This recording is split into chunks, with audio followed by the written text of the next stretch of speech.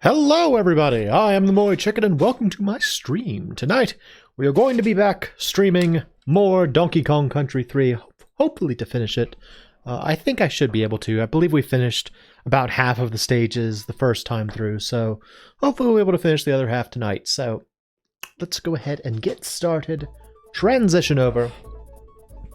We've got there Dixie Kong and Stupid Kong, and now we will be moving on to the next area. So we have finished up with Cotton Top Cove and Mechanos last time, which means I believe we need to go see Funky again. So let's go talk to our good friend Funky Kong. Hello Funky, how are you? Well, hey, you found 2 skis. Awesome. I've now got all the parts I need to make you the ultimate ride. Wait right there, Kongs, while I get you my latest and greatest boat yet. Bonkers. I've built in a cool turbo feature that'll be sure to take you to new heights. Just press Y, baby. Alright. Hang 5, Kongs. You know, he used to be like a surfer, and now he's like a mechanic? Just seems kind of strange. So now we have this thing, which means we can go up waterfalls, because of course we can. And we can do more Simon Says. So let's try the Undercover Cove. Here we go.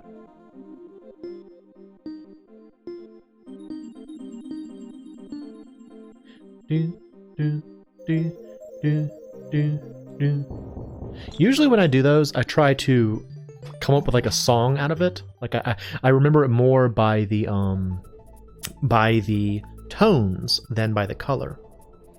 How do you do it? You at home, when you play Simon like that, do you is it based on tones? Is it based on colors? Is it based on location? I'm curious. And now we're gonna go to K3.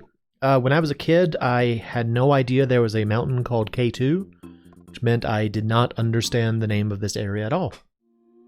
Oh, and yeah, we're starting into these levels. Okay, so when I was a kid, I was absolutely fascinated by these like mountain levels. Not only did I think they have really cool music, and I still think they have really cool music, I just thought they were really neat. I don't know, like we climb like these vines, the background that makes it look like we're in like the middle of a desert or something. It's all just really neat. I want to get over there though. All right, you come over here. Nope, didn't make it. Okay, well, there's a this. Can't remember how you're supposed to do that, but not that. Oh yeah, that's right, we still have Christmas stuff. I forgot about that. I forgot this was a Christmas series. So this would be much easier if I had Dixie than having Stupid Kong. You see, Stupid Kong messed it up for us. I blame him.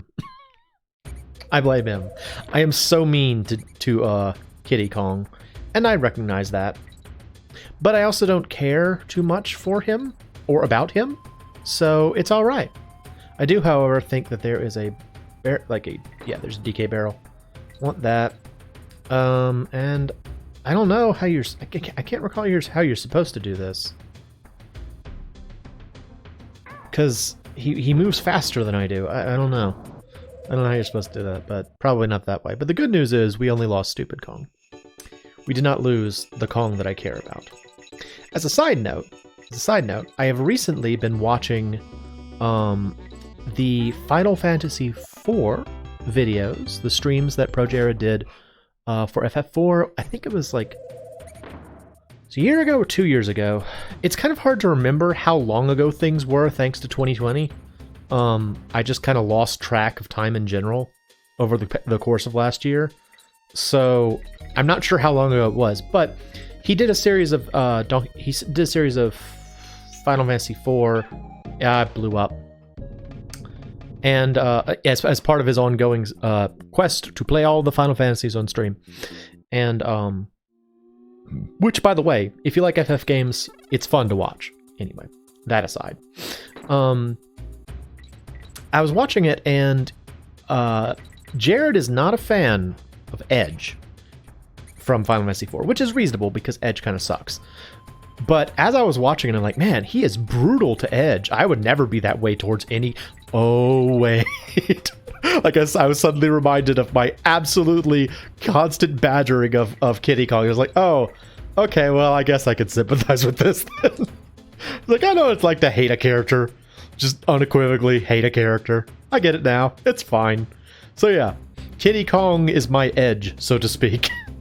I do not like him. I do not want him in the game, but c'est la vie. But the good news about Kitty Kong is that he does serve a purpose. He does serve a purpose. You know, he does have value, I suppose. You know, as much as I said the last time that I would almost prefer the game without him, I am glad he's here. You know, it would be a hard game if you only had one hit and you had less.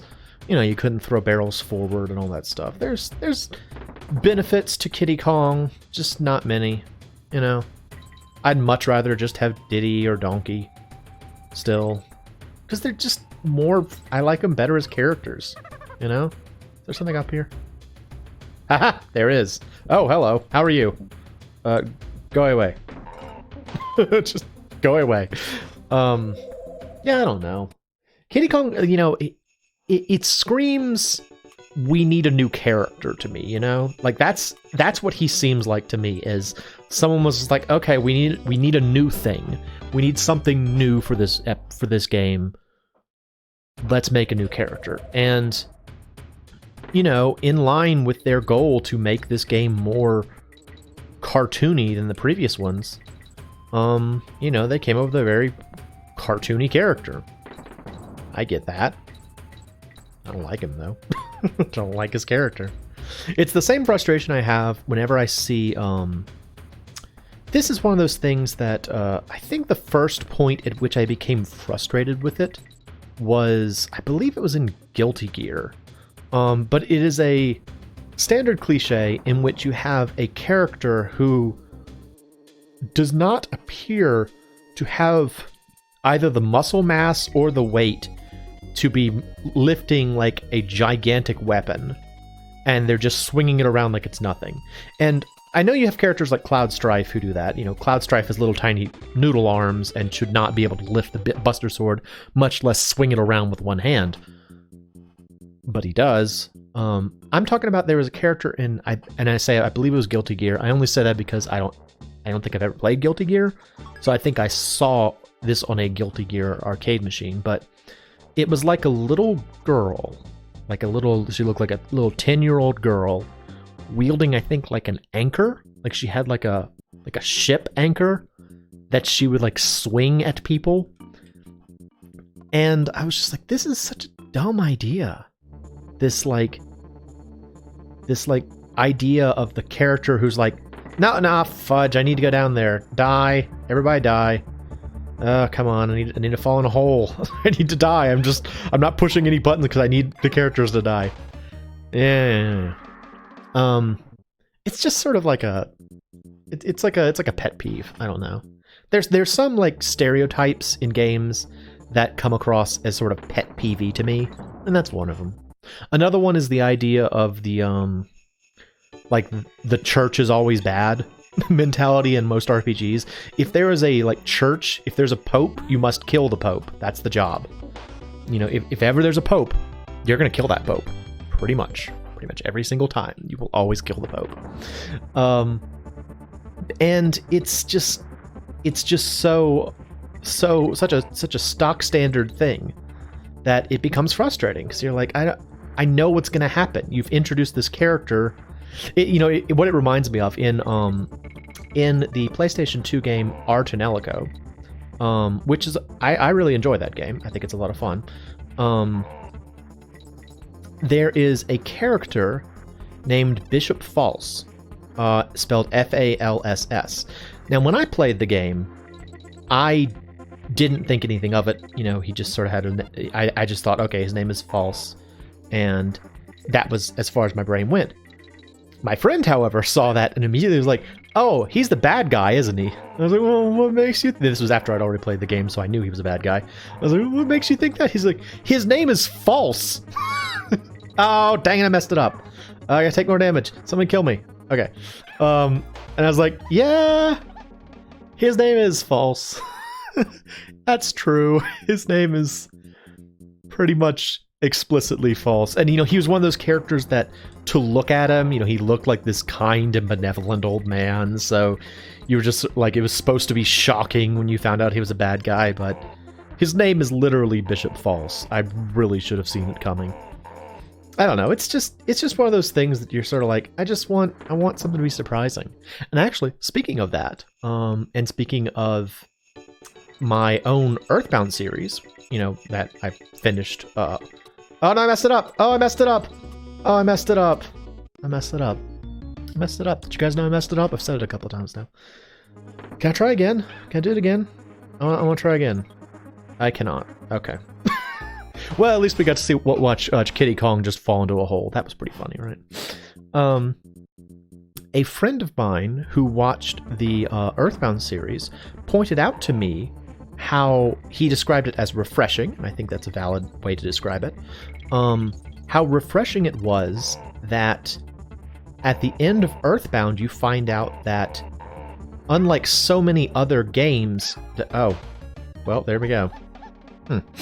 Unlike so many other games where there is, a great elemental evil that supposedly is guiding the destructive natures of various individuals across the globe, Gygus is not a, I guess, sentient, aware evil entity. He's actually just sort of like, almost like a force of nature, rather. And what I didn't pick up on was this is explained to you in the game by Pokey, and I just sort of had it in my head that's like, oh well, Pokey's just full of crap. He's just being a jerk again, and I didn't think anything of it. But my friend interpreted it sort of directly, and he's like, no, I think what they're saying is that Pokey discovered, so to speak, that Gygus was sort of like an evil energy resource, for lack of a better term, and he created the Devil's Machine to channel that. So in the same sense that like Lavos from Chrono Trigger was being used by the Mammon Machine, like the Mammon Machine was designed to draw upon Lavos, the infinite energy of Lavos, as that one guy says, to sort of like power Zeal. What's his name? Gygus was just sort of being used as a means to provide Pokey with power. And when my friend pointed out, it's like, that's kind of neat. I never thought about how different it is to present the idea that you know, he's just like he's just you know, he's just power. You know, it's that old idea of like there's no, you know, that bad guys like to make there's like, oh, there's no good or bad, there was only power. That's kind of the way with Gygas. It's like you might be able to use him for bad, but he doesn't really have any awareness of his own. I like that. I think that's interesting. Yeah, there's another secret. This is the one that I missed last time I played this game. I missed this bonus level. I remembered it this time, so yay for me. Oh, let's get the presents. Let's get the presents. So, yeah, I don't know. I like when games kind of go outside the norm. The only problem in that instance, though, is that with things like, you know, you always have to kill the Pope, and you know, like these really familiar story beats. The reason they're overused is because the alternative is so expected. You know, you take something like the church is good. You know, it's like, okay, so that's pretty standard to what people would normally associate with a church. Oh, I'm not going to get this. Okay, we'll try again. You know, if you're like, oh, the church is the good guys. It's like, okay, pretty expected turn of events there. You know, so like the obvious thing is to make the church the bad guys, but if you make them the good guys, it's sort of like, well, that's not really that surprising a turn of events. So it's like, even if that would be a refreshing turn of events, it still does not create a very interesting scenario. I don't know. I'm not a writer. I don't know what it takes to write a good story, but I do know that there are some things that I see a lot in games that, you know, I could do without. I could just do with like a difference, just something new. You could also just blame that on cynicism, really. You know, could be just that I played enough games and I'm getting cynical. I don't know. Hopefully that's not the case. Hopefully that's not the case, because I don't want to believe myself to be cynical. That's not much fun. I feel like cynicism is one of those things that's, in the same sense that the term, so the terms jaded and naive, I feel, are sort of their respective polar opposites. And I feel like I would prefer to be naive than jaded. But at the same time, I guess really the goal is to find a happy medium in terms of those two. You don't want to be really exclusively one or the other. You know, I suppose it's best to be... Is there something over here? Like, there's probably a secret. There's not. Okay, well, there you go. You know, you want to still be... You want to be cautious, so you don't want to be completely naive, but you want to be... you don't want to be so cautious that you can't enjoy things anymore. I don't know. I don't know. You live your life the way you want to. It's not my life. It's your life. And that's an important thing to remember. You know? Gotta live your life the way that is appropriate for your life. Wise words from MoeChicken. I don't know if that could qualify as wise words. Feels like a... Is there something over here, though? There's a secret. Okay, good. Ha! Yes! Awesome. A lot of things in this level kind of require Dixie. That's a little surprising. I feel like in a game like this, where you have two characters... Well, I was going to say, in a game like this where you have two characters, everything should be navigable by just one of them. But it also prompts the question, it's like, well, but you always potentially have access to both, you know, in that if you decided, you know, that if you decide you want to put a priority on Dixie as a more valuable character, you would only make her vulnerable when she absolutely had to be. You know, that's a valid way to play. Plus, you know, there are like DK barrels and stuff like that. So, oh no, okay. Oh geez, I don't like it. Where am I? I don't like it. Oh no. Though, where am I?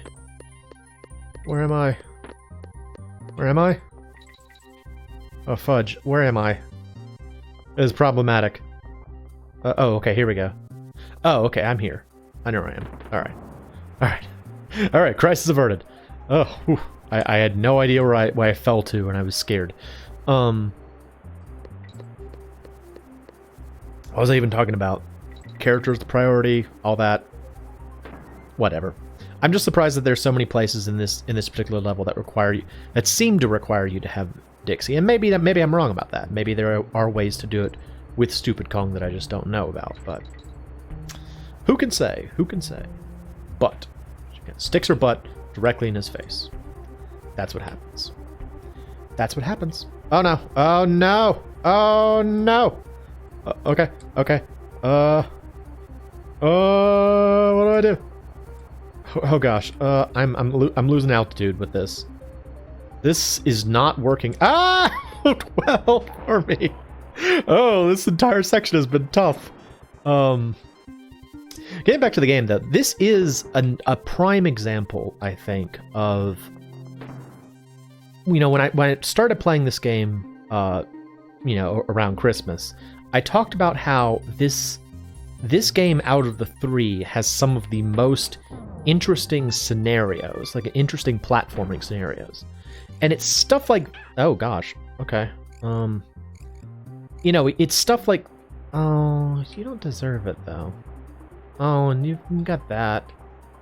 Fine. Loser. Frickin' loser Kong. Frickin' Edge Kong. I mean, at least it is a green flag, and I do like the color green. By the way, has anyone else noticed the glowing, like burning, angry face in the upper right? That will be relevant later, but not yet. Yeah, this game has some of the best like scenarios, and like the platforming is really cool. But the character design is just, I'm sure there's some people that like it, you know? I'm sure there's some people that are like, oh yeah, the art style's great in this. And if so, that's fine. That's you. You be you.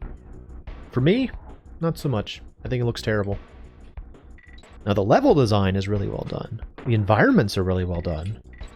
But, not so much the, See, like, again, speaking to interesting scenarios, this level has a really cool scenario that involves, this, like, roving gun that will shoot at you, and so you have to, like, do all this platforming while, you know, keeping ahead of this, sort of, like, time-based, shot that keeps coming in. And there are, like, things to take cover behind, and, like, all kinds of cool stuff, and there's even a bonus level in it where you get to control this thing. Just some really neat ideas. But you also see, like, I could hide behind this to protect myself. Isn't that neat? I think that's really cool. But whatever. But then you have Stupid Kong. You know, you can't get away from that.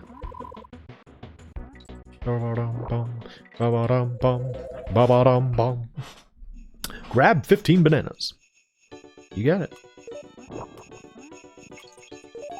I think this is just a can you use Squitter bonus level. It's like, yes, I can use Squitter. Watch me go.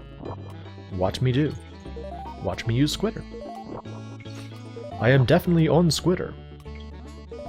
I'm definitely not on Squitter, by the way. Like, there was a period of time early on in my channel where I was like, I should maintain a Twitter presence. And like, I kept it up for like a week and a half. And then I was like, I don't want to be on Twitter. It's like, I don't want to do this anymore. So I think I still have an account, but suffice it to say, I don't use it. I don't know, Twitter's just not for me. I think the thing about Twitter for me is that I have no idea what people who maintain a Twitter presence have to talk about. Like, what do you talk about? I don't know. Maybe it's the introvert in me, but I'm like, who would care about what I have to talk about? I don't know. And maybe no one would. Maybe that's why I should not be on Twitter. But, yeah. I'm also not on Squitter because I'm currently inhabiting the body of Squitter, because as I mentioned in the previous stream, you'd spend a lot of time just transforming into the monsters in this, or into the animal buddies in this one. You know, and I would say that there's good and bad to that. good and bad. Not wholly good, not wholly bad. Kind of in the middle. Kind of in the middle. And other news, assuming that we actually manage to finish this game tonight, which I think we should be able to, we will be out of games to play on stream, which means I will have to come up with something. And as I mentioned at the end of the Earthbound one, I am more than willing to take suggestions. If there are things out there that you are interested in seeing, please let me know, and if I have them, I may give them a shot. No guarantees I will finish them, but I can at least give them a try. Hello. I'm thinking, like, I've got an idea for one thing I could do. Like, I thought of an RPG that I wouldn't mind playing on stream, and I'm thinking of giving that a go. But as for, like, you know, if you watch my YouTube channel, you know that oh, Luke! Love when he says Luke. Luke! If you watch my YouTube channel, you know that I usually maintain, like, 3 series at a time. In terms of streams, I figured I'll probably try and maintain 2 at a time. Plus, like, you know, little random things interspersed here and there, like the Harvest Moon, or like Mega Man, or something like that. Just, you know, extra stuff now and again. Well, I want that. That banana down there is probably indicative of something good. I want it. Whoop. Alright, let's see. Go down here. Well, I mean, it was something good, I guess. It was bear coins. I was kind of hoping it'd be an extra life, but nope, it was bear coins. Anyway, yeah, I don't know. I want to have something going. I feel more comfortable if I've got something going, so we'll see. We'll see. I'll see what I can come up with. We'll see. Hopefully it'll be cool. Hopefully it'll be cool. Hopefully you'll like it. We'll see. Because that's the goal in the end, you know? I want to make you guys happy. I want to make stuff you enjoy. I want to bash the baddies. Is this the one? Yeah, check me out. I'm the thing. I'm the gun thing. Isn't this cool? See, this is how you use an idea in a video game. You know, you create a sufficient number of scenarios, and then as the icing on the cake, you give the player the opportunity to play with the mechanic themselves. You know, even though this is just a bonus level, this is a really fun thing to do, because this wouldn't really work in anything longer than just a bonus level, really, because it's a bit overpowered. But as a bonus level, it's really fun. I enjoy doing that. And it has its own mechanics, and they gave you plenty of time to get used to the mechanics before, you know, you ran out of time. It's just really well handled. So, good on you, Rare. Y'all are good at making games. I remember when, so, you know, in the Super Nintendo era, when Donkey Kong Country first came out, that was actually my first knowledge of the company Rare. Despite the fact that I had actually played a fair number of Rare games before then, I just had never really known them at all. I feel like for me and for for several other people, Donkey Kong Country is sort of what cemented Rare in our minds as, oh, Rare, they're very good. They make good games. And so, like, I remember I was, like, surprised when I found out all the other games that they made. I was like, they made Battletoads? They made, they made Battletoads. They made, oh, what's another one that I was really surprised to find out that they made? Battletoads is the only one that's coming to mind. But anyway, they made a bunch of good games. And I was surprised when I found out about that, so there's that. Alright. Back to rightful purple. Correct. That's how it's supposed to be. Dixie Kong. This is Dixie's Kong Quest. Oh, Limguin lunge. You guys ready to do the Limguin lunge? Beep, beep, beep, beep. I like this song a lot. Do do do do do do do do do do do do do do do do do do. Suffice to say, the Limguins are these like weird penguin dudes. I think the idea is, how did it looked like that one ran straight into my head, but I defeated it somehow. I don't understand, but I'll accept it. I think they're called Limguins because they act like lemmings, and they are penguins. They act like lemmings in the sense that From what I understand, a lemming, like, my first encounter with the term lemmings was from the game Lemmings. But as I understand it, a lemming is it's like a rodent or something, and there is this notoriety in terms of lemmings that they're like fiercely, not hive-minded creatures, but like-minded creatures in that they will they'll see like other members of their peer group, I guess, doing something, and they'll just do it. So like the classic example is lemmings like running off a cliff. Like they see one lemming run off a cliff, all the other lemmings also run off the cliff. I don't know how true that is. It sounds a little apocryphal, but I think that's the idea with these penguins, is that they're lemming penguins because they are willing to just keep on going forward, and they'll run themselves off a cliff because they just don't think. I don't know. It's honestly not a very nice name for the poor lemming penguins, but you know, to each their own. If you want to badmouth some lemming penguins, that's up to you. Rare, bad-mouthing lemming penguins. So hateful. So hateful. You know, I feel like this formation of Christmas ornaments shows up a fair amount in this game, actually. I've seen that in a couple of places now, I think.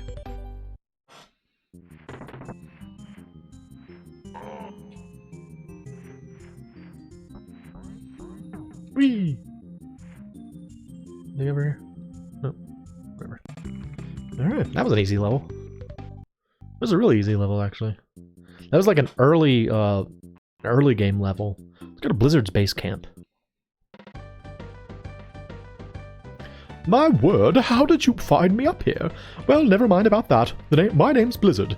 I've been up here for weeks getting ready for my attempt to conquer K3. Kinda already halfway up it. It looks like I'm going to miss my best friend Blue's birthday. Say, could you do me a favor, Kongs? No problem. That's great. Could you take him this present for me, please? I'd be ever so grateful. Sure. So that is why Blue is blue. He wants his birthday. Also, there's this. Can't tell you how long it took me to find that. This was a hard one to find.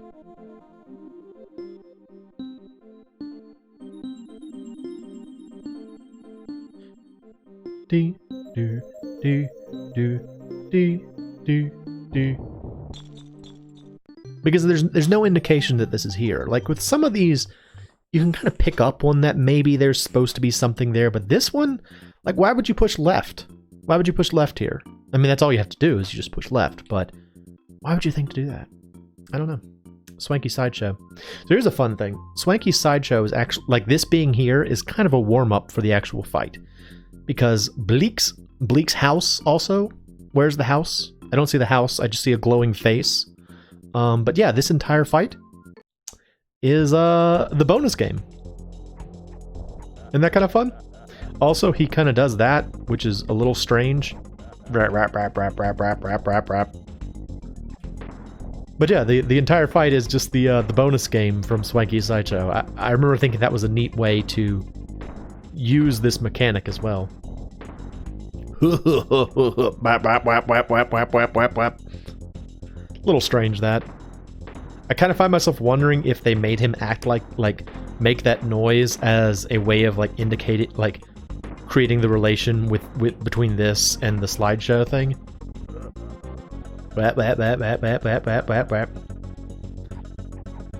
Nope. Also, I haven't really pointed it out. You see that blue dot on the left over there? That controls long and short. For a while when I played this when I was younger, I didn't know that, and I just thought I couldn't figure out how you were supposed to tell the game if you wanted a short or a long range shot. Oh. Oh, dang it. I think this is actually the last hit. Also, that's a very pink sky. I just noticed that. Very pink. Very pink sky. This can be a tough fight if, like if you aren't good at the throwing game, but if you're decent at it, honestly one of the easier fights in the game. You just kind of have to do Swanky Sideshow. Like if you had never done Swanky Sideshow before, you might actually have a lot of trouble with that, but not so if you're familiar with it. Also, here's Barter's Swap Shop. He's got a little mustache. Well, good day to you, Kongs. How are you? The name's Barter. Whoops. Have you seen me washers? That posing funky fella has been acting a bit weird lately.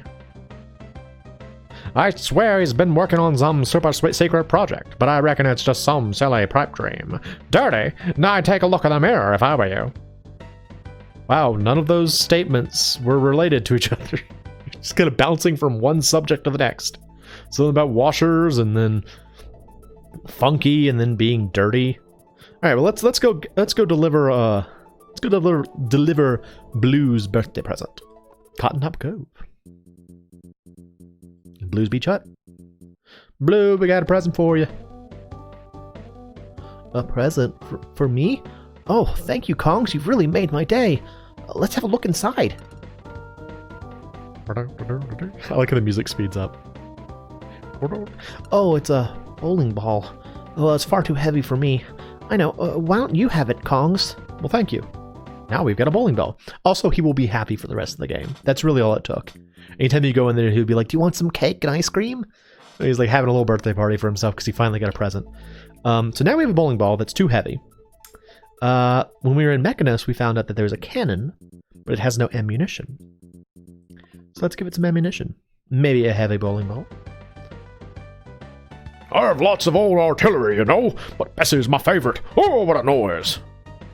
What do you got there, Kongs? A heavy ball? Well, you never know, it might just work. Shall we load Big Bessie up and fire her off? Lock and load, sir. Okay, let's give it a go. Ready? Aim! Now here's the question. Why do we get in the cannon? Why do we get in the cannon? We do. And it launches us up there. To the sky-high secret. Here we go.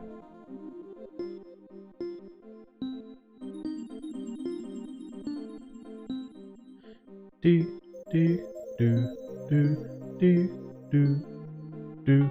Oh, I messed it up. Was it A at the end? I think it was A at the end. Also, when I was a kid, I didn't know what was going on here. The idea is that like there's a crane that you can kind of see next to waving my finger here. Wrinkly Kong's hut, and it's like holding up the cave that's been pulled out of the ground. I just had no idea what was going on here when I saw it the first time. I was like, I can clearly see that it's a cave, but what's happening? Is it levitating? No, it's being held up by a crane. So, all right, here we go again.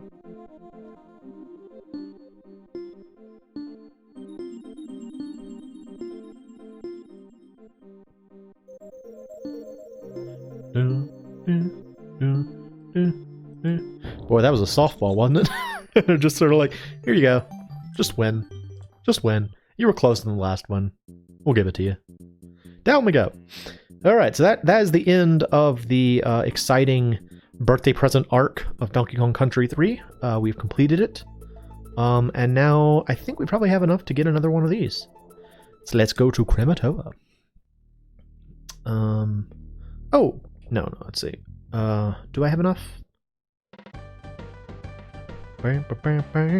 Oh yeah, I do. Let's do it, Boomer. Ooh, two of Boomer's specials. Weep, weep. All right, let's do some bonus stages. All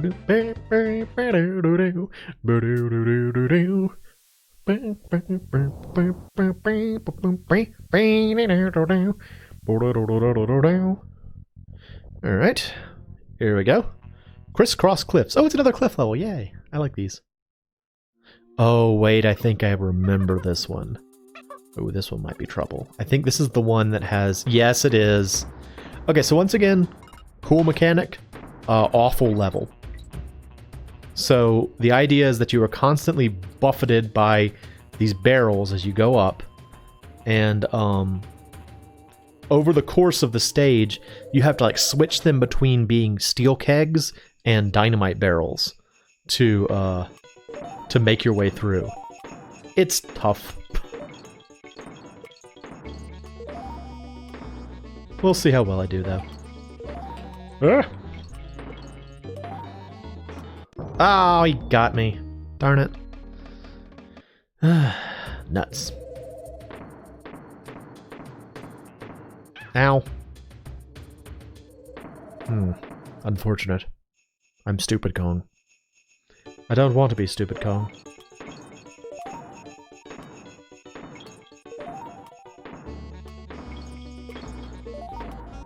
Fortunately, I mean, they do stay out long enough for you to have a little bit of time to, like, prepare yourself.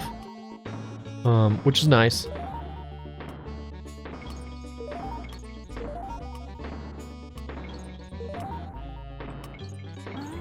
Also, I was talking about overused cliches, with, like, the small character with the giant weapon.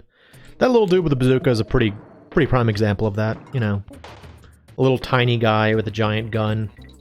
It's just such a standard idea, you know? It's not creative, but, you know, I have to fall back on stereotypes. And truth be told, there are actually a lot of stereotypical things that I'm okay with. You know, some of my favorite, like, RPGs and stuff are the ones that have really, like, standard plots, you know? Familiar things. Because sometimes it's nice, you know? It's nice to just get the, it's like comfort food sometimes. But when you see enough of it, you know, you eat too much comfort food and it stops being comfort food and it just kind of becomes standard food. I guess. I don't know. I don't know what I'm talking about. I don't know things. I just talk on the internet. You know, it's like I just talk on the internet. That's all. Get him, stupid Kong. I don't like this. I don't like this scenario. They're taking up too much space on these boards. Alright, switch it back. Boingy boingy boingy boingy boingy boingy boingy boingy boingy. Alright, what's over here? Nothing! What's over here? Nothing! Okay, great. Not really any point to that, I guess. I keep going up. Secrets up here? Huh. Alright, well now I suspect that they were secrets this way. Alright. Get him, stupid Kong! Well, it's not a secret, but it's the midpoint of the level. That's very useful. So these two guys, what is it, like Crump, or I think they're called like Clump and Crumple or something like that. For the longest time, I regarded them with like I was always really excited whenever I'd get to see one, because it's like hard to find them in other places in the game. They only really show up in like some of the later stages, so it's very exciting when you get to see Clump and Crumple or whatever their names are. I don't know what their names are. Something with a K, because everything is with a K. Alright, stupid Kong. Do your thing. Use Dixie as a projectile. Awesome. Switch back. There we go.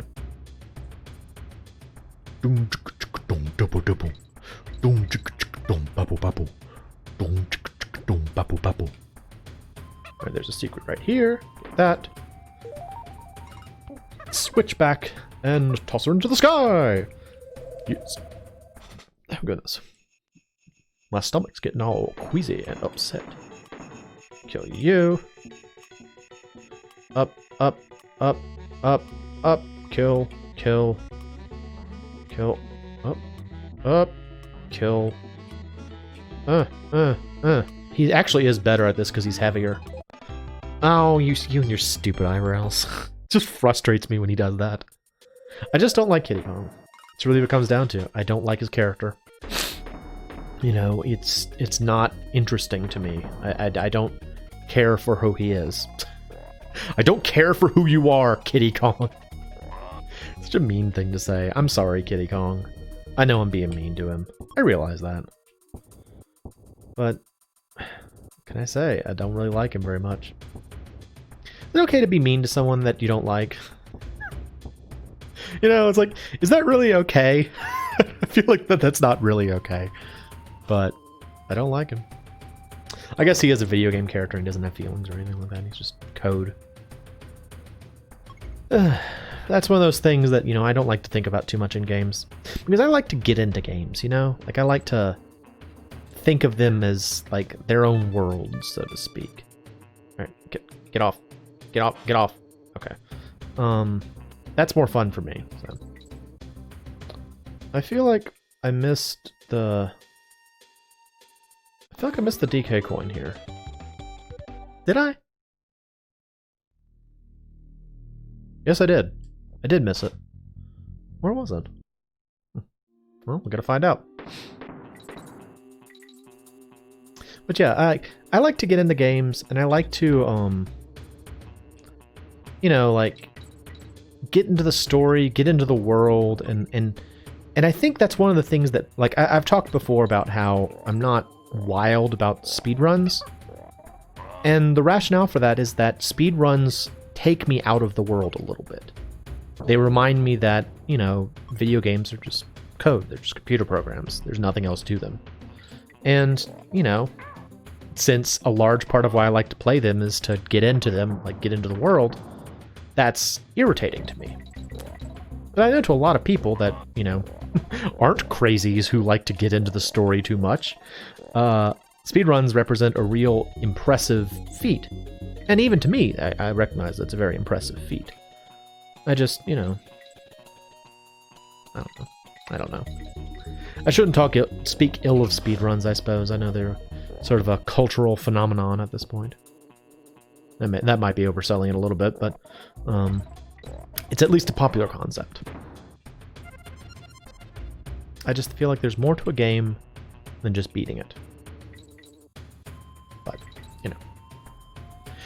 that's not to say that speedrunners aren't people who absolutely love the games that they speedrun, That was one thing that a friend of mine pointed out to me, was like, considering the amount of time that is required to practice a game to get to the point where you might be able to perform like a world record speedrun, presumably you like the game.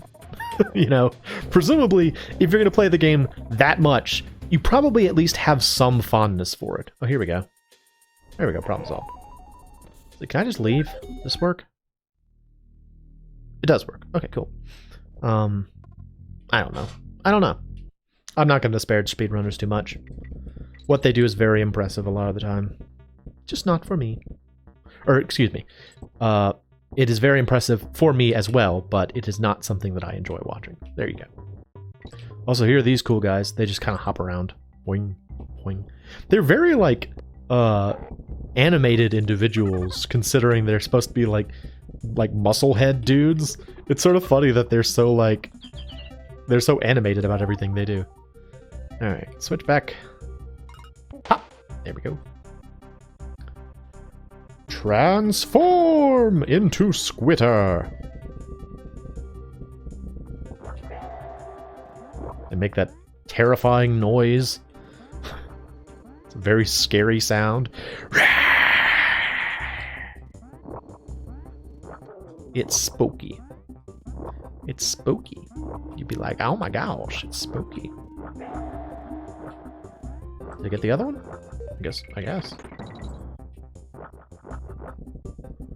Whoa! I'm just gonna keep on squidding at everything.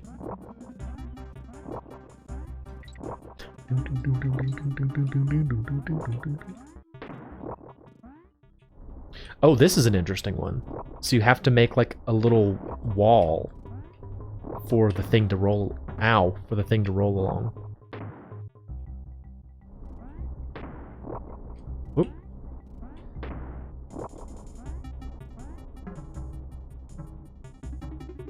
Doggone it.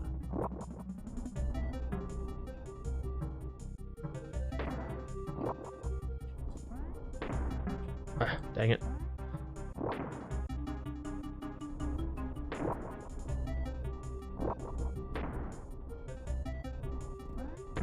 Ah, dang it. Okay. So I gotta do that. Then I gotta do that. There we go. Awesome. Did it. Isn't that cool? I think that's a cool scenario. But, and then I will go past this cliched idea and into the bonus level. Fantastic. Then I get 40 stars. Also known as Christmas tree ornaments. Makes this a lot easier. This would be a much more difficult bonus level if not for the ability to fire webs that kill giant muscle heads. Fortunately, I have that ability. It is an ability inherent to my spiderness. Okay, so here's a dumb question. Because all of a sudden I cannot remember. Can all spiders spin webs, or is it just female spiders that spin webs? I feel like it's all spiders, but all of a sudden I can't remember. This concerns me. I apologize if that sounds incredibly dumb. Oh gosh, hello. I really cannot remember at the moment. Is it all? That's unfortunate. Do we have another one? Nope. Okay, well, there we go. It worked. It's okay. It's all good. Find that coin. Find that coin. I'll pop you. Alright, so these guys are going to charge. Let's chase them. Oh, okay. I remember that from the last time I played this game. Which actually wasn't that long ago, truth be told. I played this in advance of my deciding to do a series on it because I wanted to make sure I remembered it. Ow! I remembered at least most of it, and there were several things I had forgotten, so I'm glad I did that. Yes? Let's go up first. Nope. Okay, let's go down first. Can I get back up there? I want to go up. There we go. Yeah. I want to go up. Nope, that's not it. I want to go up. There we go. Yeah. Treasures. I like how these guys are wearing like little leather gloves, like little leather fingerless gloves, like they're cool, tough guys. Is it just me, or is wearing leather fingerless gloves like the coolest thing? I don't know if it actually is anymore, but I remember when I was a kid, whenever I would see like a character wearing like fingerless gloves, I'd always be like, man, that character's cool. Look how cool they are with their fingerless gloves. It's a tough guy. I remember I had like a pair of oh gosh, I had a pair of fingerless gloves that I bought. What was that? Was that in college or high school? That I bought to work out with, and I would wear them. Around at times when there was no purpose to it. Like I'd just walk around wearing them, thinking I was a cool guy. I wasn't a cool guy. I probably looked really dumb, and people were like, "Why are you wearing this?" And I'm like, "Because it's a cool guy. Look how tough I am. I'm a cool guy wearing my cool fingerless gloves. Look how cool I am. Shut up. I'm cool. I can punch people and slightly protect my knuckles, just a little bit." Those got really torn up too. They were very messed up by the end of my usage of them. One of them, like the thumb, was entirely torn off at the end. Just a mess. All right, on to the next stage. This is Razor Ridge.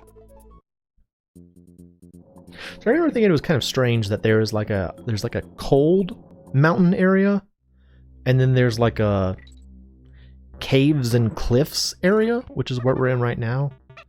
It seems strange that they didn't like mix them together or spread them out a little bit more, you know?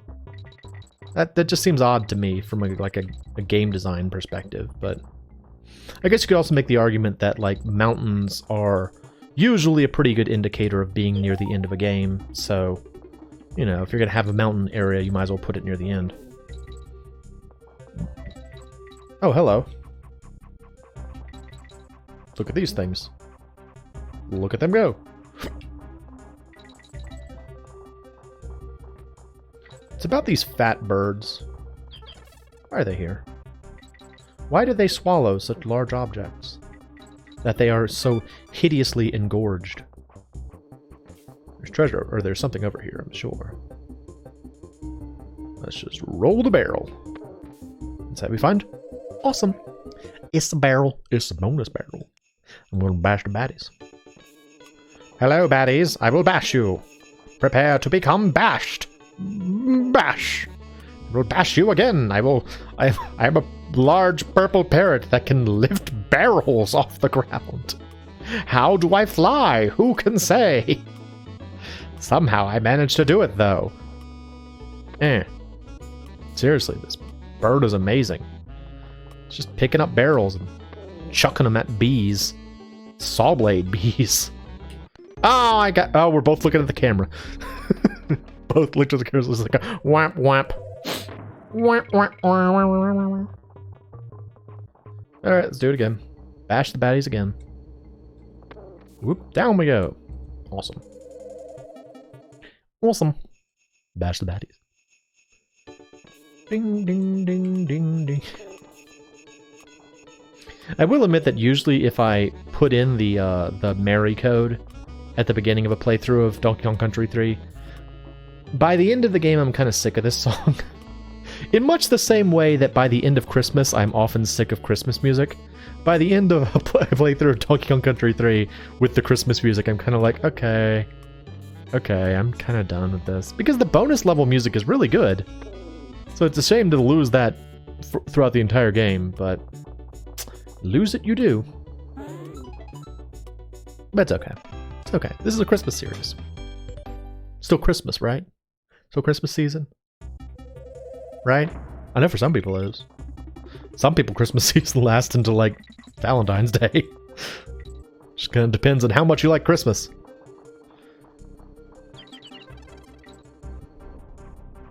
I have a friend who would probably be fine with it being Christmas all year long if she had her way. She is such a fan of Christmas. Loves the Christmas. Christmas season for her starts in like mid-October. Which is fine. If you like Christmas that much, go for it. As long as you don't drive the people around you insane, it's fine. She may be doing that, though. That may be happening. I'm not really sure. She might be driving everyone crazy around her. I don't know. But you can certainly say that she is a holly jolly soul. Whoa. Whoa. Oh, look at all the bees. There's a lot of bees. Hey, I've got Bear Coin 64 right now. I remember how cool the Nintendo 64 was when it came out. Like, just the name Nintendo 64 was cool. Because, like, when I was a kid, I didn't know anything about 8-bit systems and 16-bit systems. That didn't mean anything to me. I didn't know that some systems were 32-bit and some were 64-bit. Just Nintendo 64, though, sounds cool. It's like, oh, it's the future. Oh my gosh, the Nintendo 64. We skipped all the other Nintendos and we went straight to the 64th iteration. Holy crap. Oh my gosh. Oh, I need that. Hang on. I need that keg. Come here, keg. Come here, keg. There you. Get him. Awesome.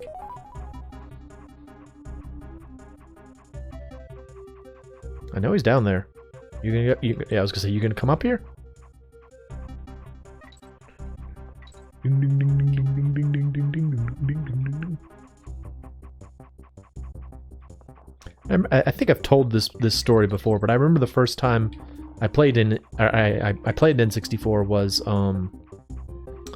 I rented one. So way back when I was young and the N64 was just coming out, you could actually rent a console from Blockbuster in much the same way you would rent a video game. You could just like rent it for like their standard, you know, like 3-day rentals. And for my birthday, my parents rented me an N64, and I remember it had a yellow controller and a red controller, which I also wound up those wound up being the two controller colors I got when I had one for my own. Maybe because of that, but yeah, I just remember thinking, like, even that was exciting. It's like, oh my gosh, this controller is so colorful. Look at how much color is on this one controller. How can one controller manage so much color? It's so exciting. Look at the colors. You know, not knowing that the Super Famicom controller was super colorful. Just didn't know about it in America. We had the purple controller. which is iconic in its own right. Don't get me wrong. I like the purple controller too. I'm playing on a purple controller right now. But those 4 colorful buttons are so nice, you know? It's such a nice look. Such a primary look. And it explains so many games. There's so many games where you just, that have those colors and, you know, we had no idea why. Alright, now I know there is secret here somewhere. Alright. Oh, nope. Right up. Right up. Right up. Right up. Right up. Okay. Other side. I need to go the other side. Oop. Okay. So. So now we wait. Oh, nope. Never mind. There we go. Donk, donk, donk, donk, donk, donk. Awesome. Get those 40 stars. Do it. Ride the... What are these things called? Buzzer or something like that? I think it's something like buzzer. Or no, I think it's copter with a K. That seems like the naming scheme of this series. I mean, it's not a bad design for a character. It's just really silly, you know? It's just goofy. And that's the nature of a lot of the things in this game. They're just kind of goofy. It's fine. I'm usually one who likes having more humor in games. So I don't like when games take themselves too seriously. Benny's chairlifts. Wrinkly's save cave. Asleep again. She's been asleep every time we've showed up so far, I think. Why was my name Mary? Oh yeah, Merry Christmas. That's why. Okay. I'm so droll. So droll. So very droll. Let's go to Benny's chairlifts. Good day, crazy kitty. My name is Benny. Me and my brother Bjorn, blah blah blah. My chairlift is the safest route up the cliffs. So go on, kitty. Take a chance on me. Would you like to be using the chairlift? Okay. Okie dokie. Strap yourself in and away you go. Boy, I thought I would be able to do that accent better, and it turned out terribly. I apologize to all Norwegian or Icelandic fans. I'm not good at your accent. I'm sorry. But we are going to the confused cliffs. Which means that the thing is constantly burning. This is a terrible scenario that Kiddy Kong has found himself in, but he seems to be pretty happy about it, all told, because he's stupid. He's stupid, you see. He's blissfully unaware. And therefore, he has no problem with the fact that the rope he is clinging to for dear life is slowly burning, and his death is inevitable. Which is awesome for me, because I don't like him. Because if there's one thing you need to know about me and Kiddy Kong, it's that we don't get along. And it's not because of him, honestly. It's all on my side. I don't know if he has the capacity to think. I thought there would surely be something over there, but there was not. Unfortunate. Unfortunate. Unfortunate. Oh. Fortunately, I do have 22 lives. It's very easy to get extra lives in this game. I feel like that's the case in all the Donkey Kong Country games, that, like, it's not hard to get extra lives. Really, the most dangerous thing you can do for yourself in these games is play in too short of sessions. Because if you play in really short sessions, you constantly default back to the, like, what is it, like 3 lives they give you? 5 lives, something like that? Which is not a whole lot, all told, for this game. But if you play even just for a little while, there's enough, like, bananas and extra lives that you're not going to have trouble getting lives. And the games aren't really super hard either, so... Oh gosh. There we go. I knew there was something there, I just couldn't remember what. Okay. Whoa.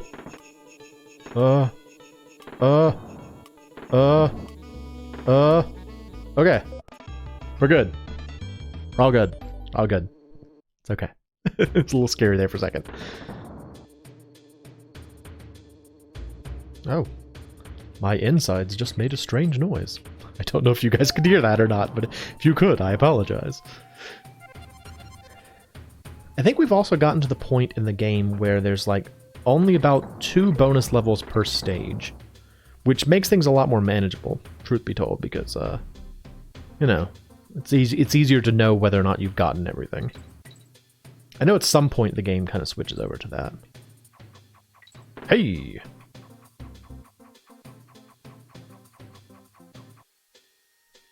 Alright, looks like there's something here. What is it? Bang! Bang! Okay. Whee! Stupid Kong! Whee! Durr! Oh, stupid Kong. You're so excited about everything. You have such youthful enthusiasm. I can't complain too much about that, I suppose. This was dumb. This was a dumb decision. This was stupid. This is a foolish decision. It's just like it's the same thing with the waterfall levels. Whenever I see a way that I can go, I assume the game is telling me to go there. But a lot of the times it's not. It's just a different, you know, environment setting. Also, just notice there's a lot of plant matter on these cliffs. You notice that? It's like flowers and like growing plants just all over the place up here. That's good for the ecosystem. Oh my gosh. Same thing twice in a row. So good. That's how you know I'm a good game player. When I die in the same place multiple times. Yep, that's absolutely true. Whatever, I got the extra lives, it's fine. It's just infuriating, that's all. I never know she opens her mouth when she switches sides. It's a little unusual.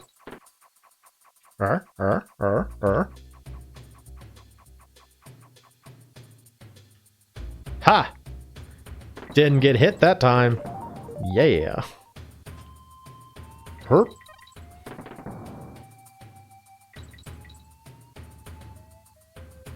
Alright, come on. Here we go.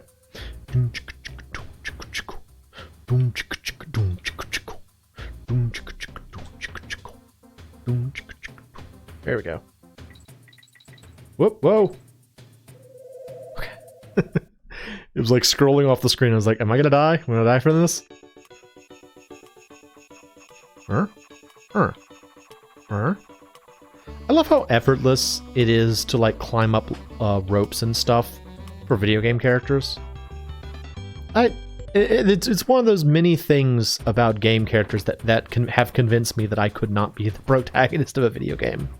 So it's like it's a physically demanding thing to be a video game protagonist. You get like, because people love to do things like hold down the run button, and like they never expect you to be tired. They never expect you to be worn out. They never expect you to give them a moment or like, I need to take a nap. None of that. You know, you have to be on your A game if you were going to be a video game protagonist. It's tough. It's a tough life. Do this. I'm gonna get that. It's tough being a video game professional tag. It's very difficult. Very difficult. Alright, so up here we have Bjorn's chairlifts. Oh, hello! How are you, mein fine furry Kongs? I am being Bjorn, Benny's brother. I'm afraid that my chairlift is broken. I lent my number 6 wrench to someone and they didn't return it to me. So we actually know who he lent it to, because we saw it earlier. Currently Barter is in possession of it. However, in order to get Barter to give it back, we first have to get a mirror. Which means I need to go and get the mirror from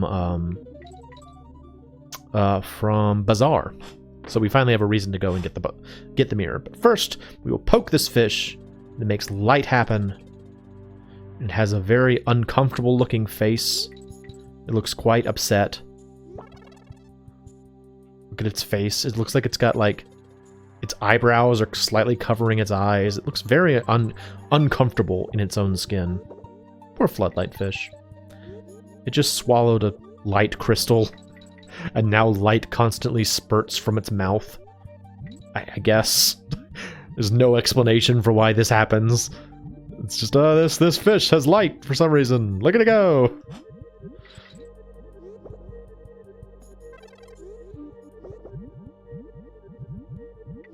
This is one of those levels that is entirely based around the idea that it's difficult to see when it's dark, but it's not that difficult to see when it's dark in this game, really.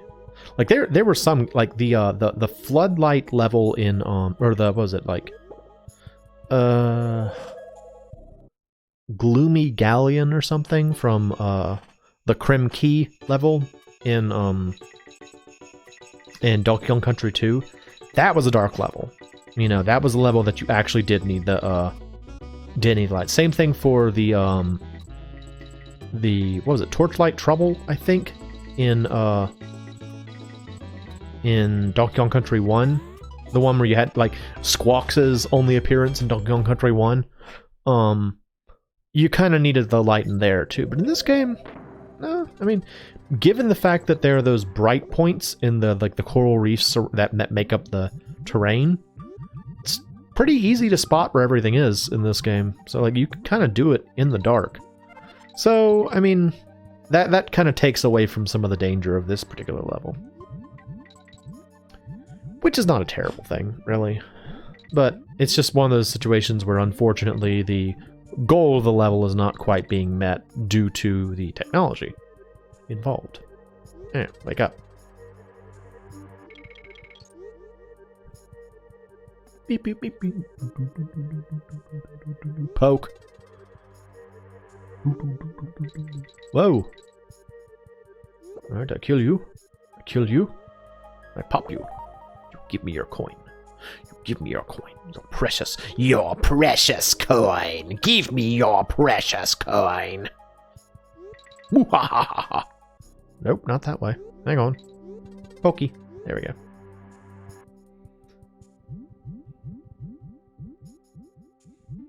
For whatever reason, when I said your precious coin, I was immediately reminded of was it the Titanic? The Legend Goes On, the Titanic animated movie. One of the Titanic animated movies. There were like two evil stepsister characters in that, and at one point they say "your precious mother" in a way that reminded me of the way I just said the precious coin. They're like, your precious mother. Alright, did these things come up high enough for me to pass them? I guess, okay. Well, they're not there. I don't know where they are. I thought there were two enemies there, but I guess they're not. So, yay for that, I suppose. But yeah. Your precious mother. I will find them, and my father too. I'll find them both. And then she didn't. She didn't find either. Well, she found the mother, I guess. Didn't find the father, though. He was dead. Oh, I'm dead. Blarg. Blarg. Blarg. Floodlit fish.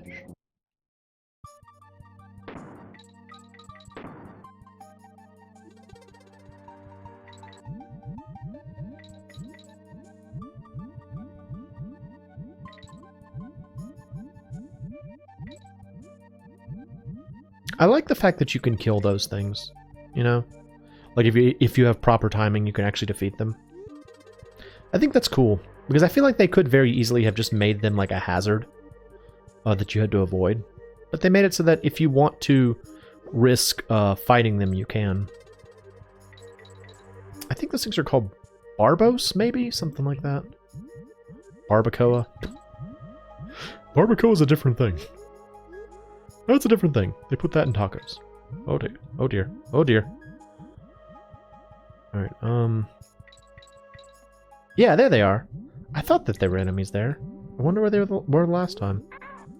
Oh, come on, dude. That's lame. That's lame. Stupid monster. Stupid monster. Stupid human. Alright, I want to defeat you.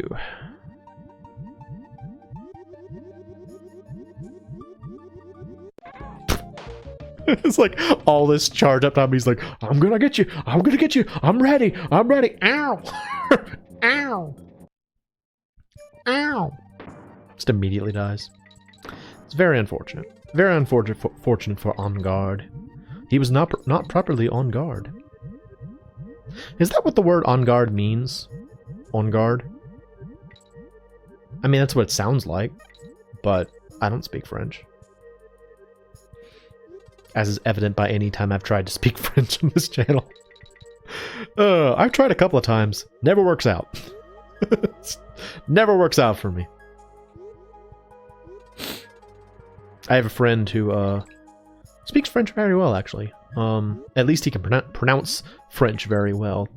And I have asked him to help me pronounce things at times.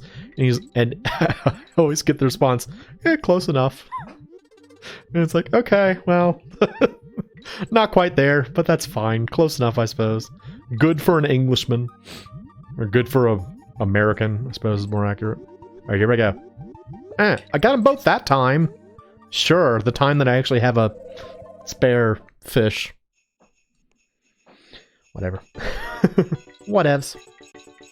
Oh, it's so dark. How will I ever spot the ornaments? Oh, this is so difficult. I did it. I did it, though. I did it pretty easily, honestly. All told, it wasn't that bad. Yeah. Got that Kong. Hello, floodlight fish. I will get this. What do you think now, floodlight fish? Give me light. Oh goodness. Something kind of weird about the way they're moving, isn't it? Somehow strangely unsettling. Alright, and of course it was Dixie doing it the entire time. Of course. It's Dixie. She's awesome. How could it be anyone else? Certainly couldn't be Stupid Kong. Speaking of, Stupid Kong, throw Dixie up there. Good girl. Alright, there we go. Now get back in line. Good girl. Svenska Hagendanken. Good girl. Oh, no one's gonna get that reference. Oh, well. I don't even totally know it. Apparently it's from a comedy special that I was told about, and apparently it was like this, I'm probably not going to tell it very well, and unfortunately I don't even remember whose comedy special it is, so apologies to them. I'm not trying to steal your joke, I just think it's really funny.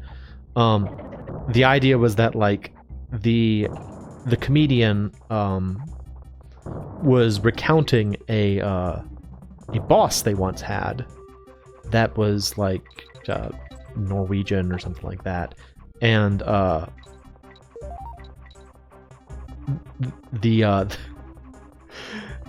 whenever the comedian was like, whenever she would ask me to sucker, whenever she would ask me to do something, she'd be like, Kyle, go fetch me things, and then when he'd come back with the things, she'd be like, good girl.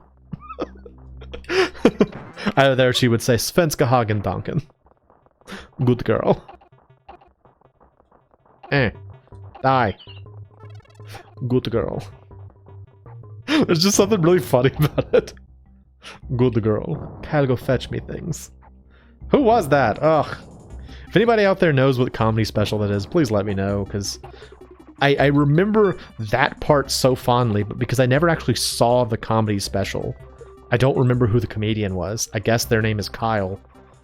But, oh yes, I guess an important part of that joke is that Kyle was not a girl, so the phrase good girl does not very accurately reflect the person. That was the joke, so there you go. Kyle, go fetch me things. Good girl.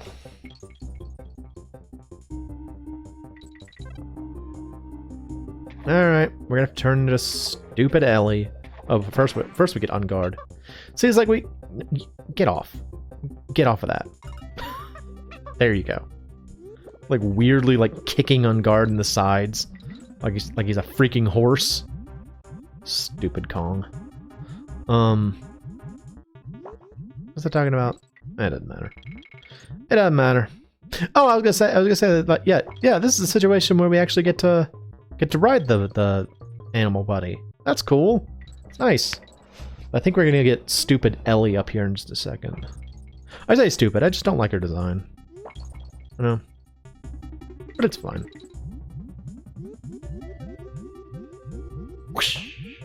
Oh, jeez. Oh, jeez. Okay. Let's try it again. Is there a secret over here? What are we doing over here? What are we doing over here? Did I miss the bonus? Hang on, I think I missed something back here.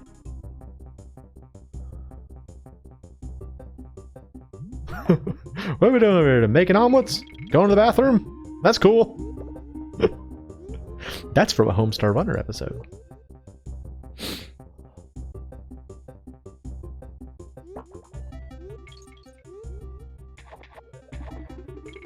If you know what episode, you're alright with me.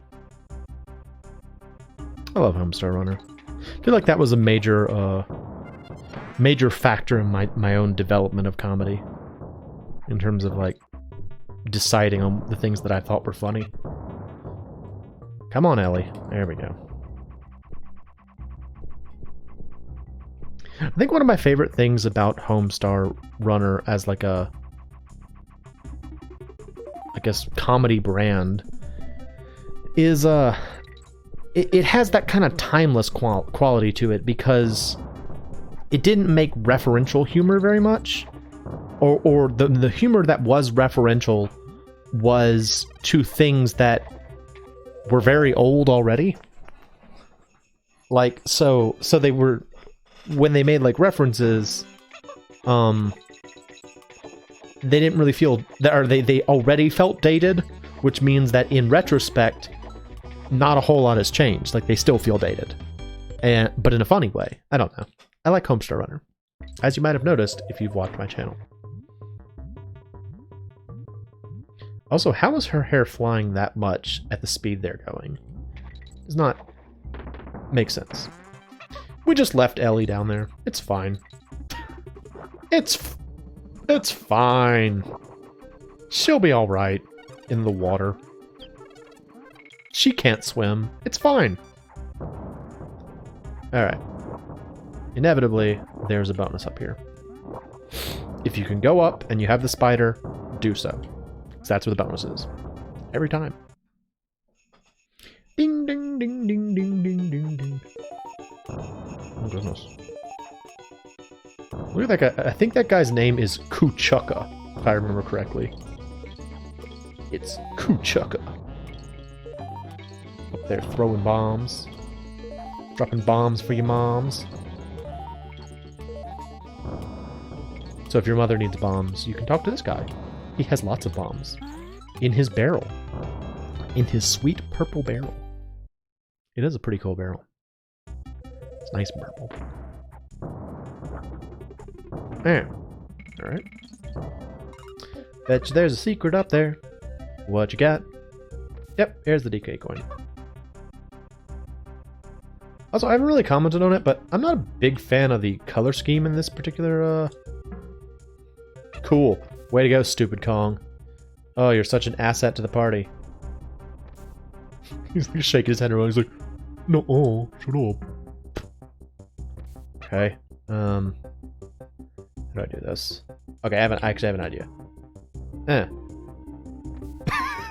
then just that dumb face afterward. Just like, did I do it? Did I do it?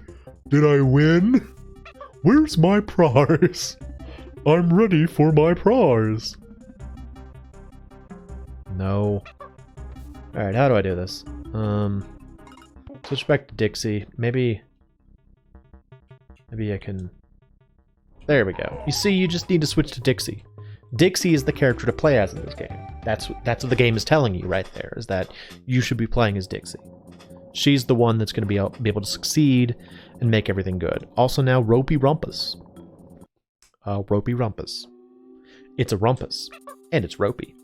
Oh, ooh, there's a bonus level in this level, or there's a bonus barrel in this level that I actually don't know how you're supposed to get. It's right up ahead here. So like, where is it? It is on the, so it's over here. I need to get a TNT barrel to blow this open. Thing is though, I'm not sure how you're supposed to actually do it. Because you get all these bees here. There's the TNT barrel.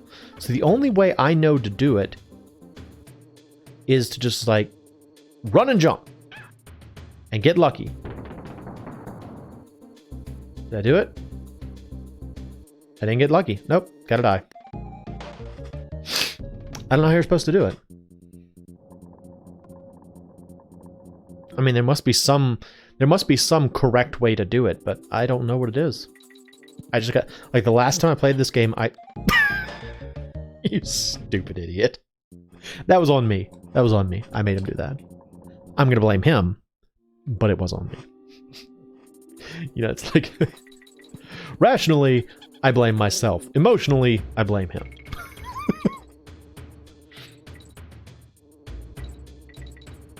Heh, sucker. I don't care if it makes things difficult for me. It's funny to watch him get hurt.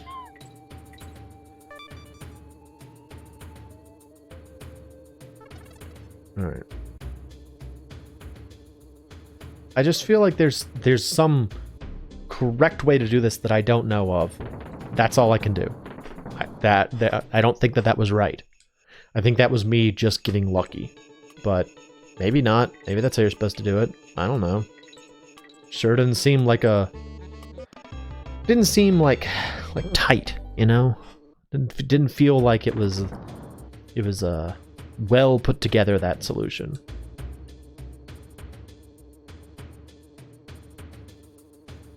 That was my exciting I failed dance. I hope you enjoyed it, as I'm having this ropey rumpus.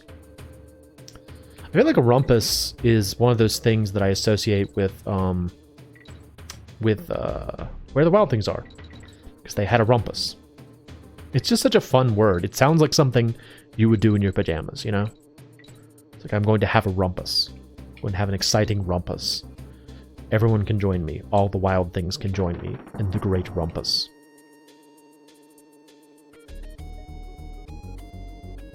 Yeah. Okay. I don't think there's any reason to go down there now.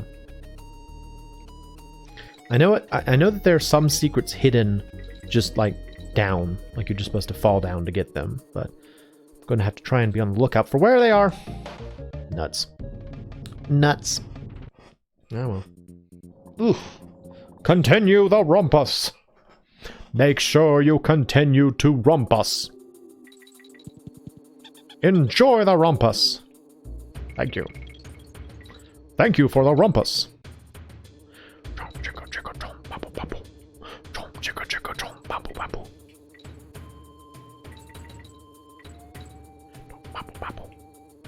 Whoa!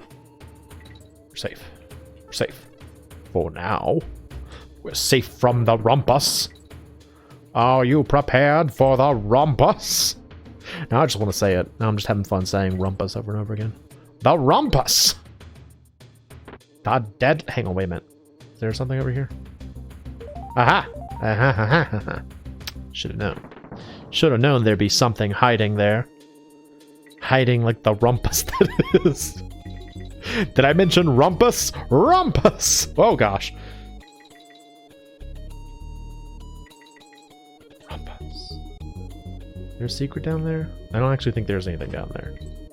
I think that'll just be, not death, but loss of progress.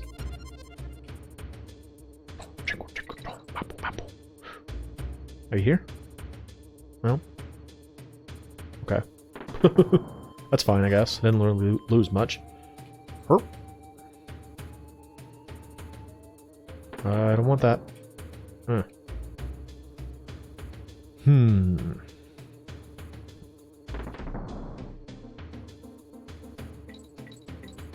like there's an extra life over here or something.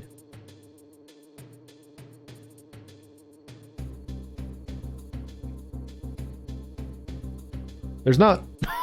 I thought there was something over there. Okay, never mind. Do do do do. Do do do do do do do do do do. Oh, well, I got hurt. Oh no, rumpus. Oh no, rumpus. Oh. Okay. It's okay. We're safe. We're safe for the rumpus. Safe for now. I can't decide if Dixie is better at hopping up like from one rope to the next or not. I can't tell. Aha! Yes, this. We needed this. Very good. Switch back. Oh, the less Kiddy Kong that we can play, the better. You know. The better off we are. The less Kiddy Kong that is involved with our playthrough, the better.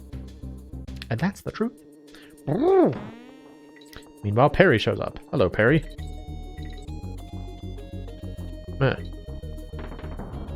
Okay. This is where you go to get the bananas, I suppose. Oh, very nice. Little Perry bonus up here. Yes. Guess that's maybe why he's here. Oh, okay. Oh, no, there we go. He's a bonus level. That bird just turned into a barrel. Amazing.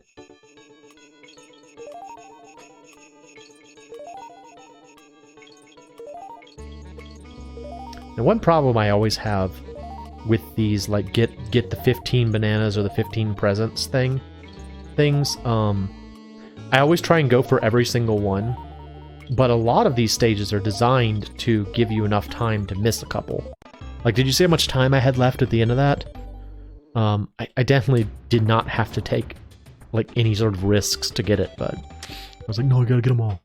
Gotta get every one. Gotta be perfect. Gotta be perfect. Now we gotta fight this scary face in the water. Barbossa's barrier. Now this is a level. This is a level that I did not know how to play for a long time. That's Barbos down there. He is one of these things. The idea is that you have to reflect his little friends off and hit his little barriers. And then he does this, and you hit him like that. He crunches up, and he goes down. So each time he goes down, he invents a new thing that you have to fight. So now he's got these, like, heat-seeking snail missiles, and you use them to take out his barrier again. Gotta aim them. Nope.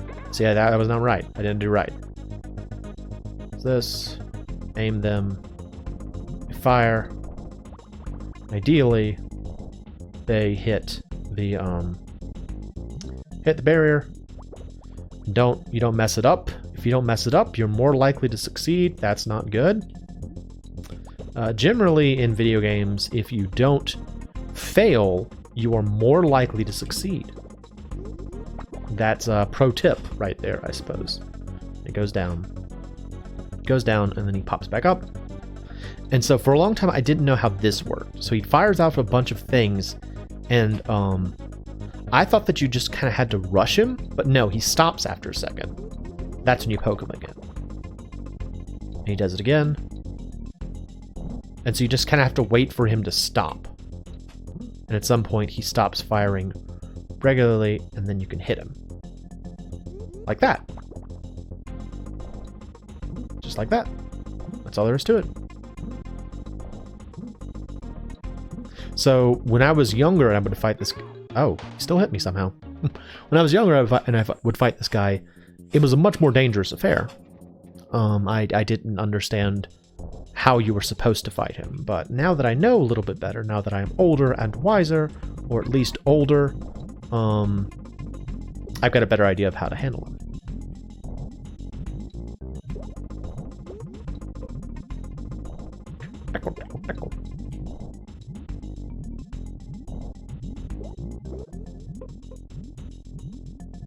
I have a better idea of how to take out Barbossa's barrier. Also, he's kind of gross looking. Like, he's cute when he's all, like, curled up, I think. But I think it's his mouth. His mouth is weird. Barbossa's mouth is weird. Like, Barbos reminds me of, Squirt.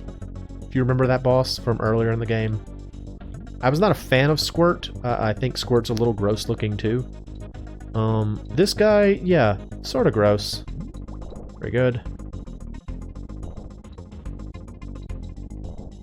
Whoop. Wow. Super good. Super good at Donkey Kong Country 3. Don't you worry about that. I'm super good at it. We're making good time, though. I think we will be able to beat this tonight without too much difficulty. Because after this, we are going to the final boss world, I guess. The last world, not counting the lost world, which is Crematoa. As a side note, the lost world in Donkey Kong Country 2 is way cooler than the lost world in this game. I'm just saying, like, it was neat. It actually fit the bill for what I would think of as a lost world. You know, it was like an underground jungle with like this cool glowing blue pink pillar in the middle, and it just looked very mystical and awesome. And then this one's just kind of like just a volcano, which is neat in its own right, you know. Hidden volcano lake is still pretty cool, but not as cool as, you know, ancient shrine with lasers. It's hard to beat ancient shrine with lasers. That's just some solid video game coolness. Oh, all right, and poke. I think that's it, right? You done? Yeah, he's done. Okay. Super good. So we almost beat him that first time, but oh, no such luck. Down we go, get flushed down the toilet, and we wind up here. And then we jump out. And that's all there is to that. There's the final stage, Chaos Core. But before that, I need to go and get a mirror and tell Barter that he's ugly. It's important to let Barter know that he's ugly. Because once he knows that, he will want to become a dandy. A dandy sort of individual. Is that a mirror?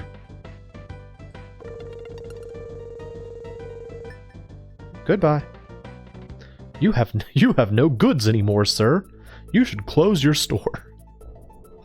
It's like, I'm completely out of merchandise.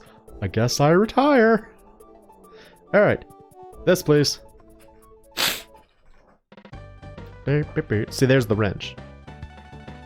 Yep, there you go. Look at the state of me. Alright, so we got the wrench back. Now we can go to Benny's. We can go to Bjorn's. Go to Bjorn's house. Yeah, oui, CC. I said yes, over 3 countries in Europe. You got it. Who out there's ever ridden in a chairlift? I have not. I have never been skiing, nor have I been on a chairlift. I've been on a suspended gondola, but I've never been on a chairlift. They look like fun, really. I'm afraid that my chairlift is broken. I lent my number 6 wrench to someone and they didn't return it to me. Hey, you found my wrench. Could I have it back? It's yours anyway. Thank you, you top Kongs. You may use my ski lift for free from now on. Yeah. More German than it is Norwegian, but what are you gonna do? My accents aren't usually very stable. they change as they go along. Oh well, what are you gonna do?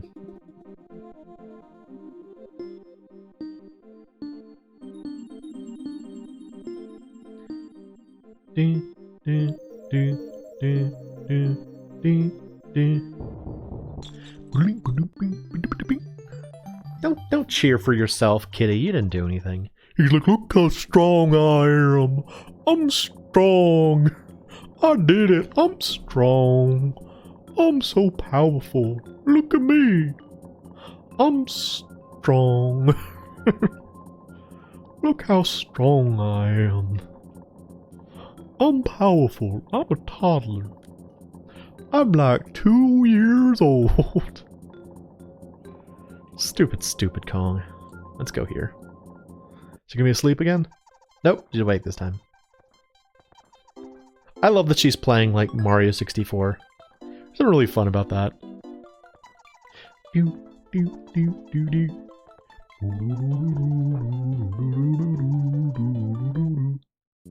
There's something magical about trying to remember back to when the N64 first came out.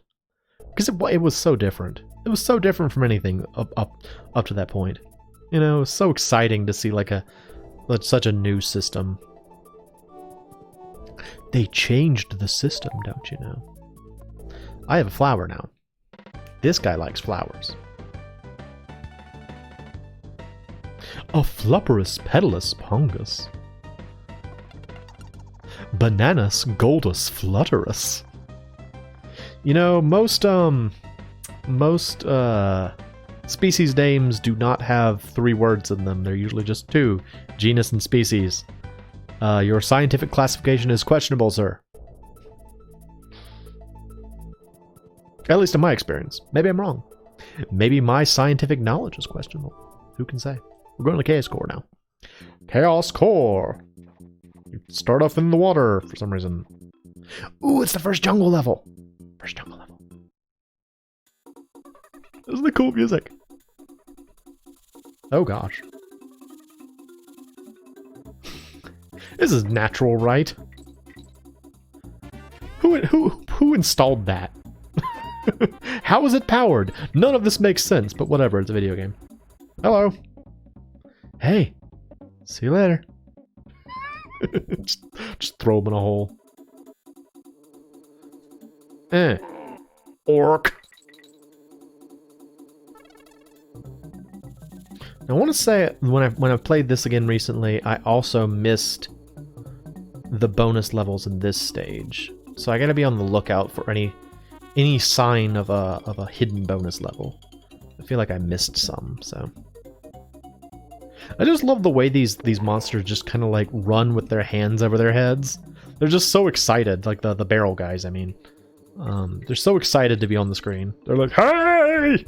Hello! Wiggle, wiggle, wiggle, wiggle, wiggle! Collect 30 stars.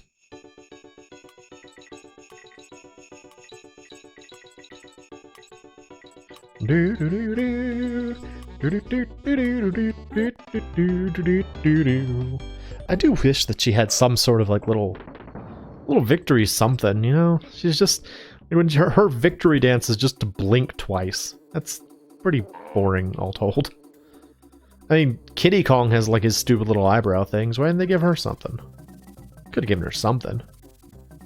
But they didn't. Oh, so dumb. Stupid and dumb. Oh.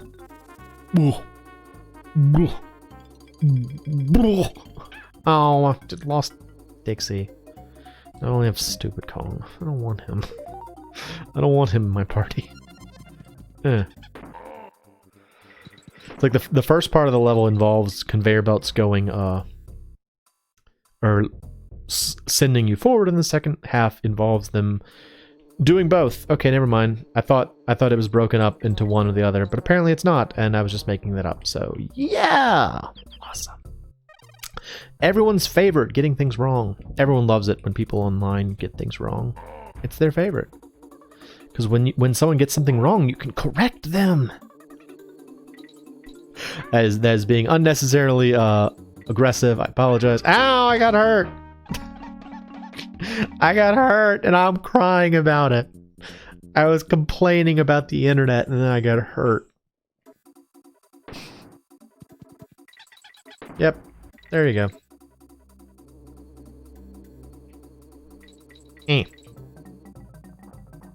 Alright. I will now attack you. I will get the N. I feel like it's easier to get the, oh gosh, that was weird. It's easier to get the Kong letters in this game than other games. Huh? Okay, there we go. See, there was a hidden thing. Told you there's going to be a hidden thing. Eventually. I knew it would show up eventually. Invariably it had to. This is a pretty cool one. This is a pretty cool, like, bonus level concept. Get to play around with these, like, conveyor belts.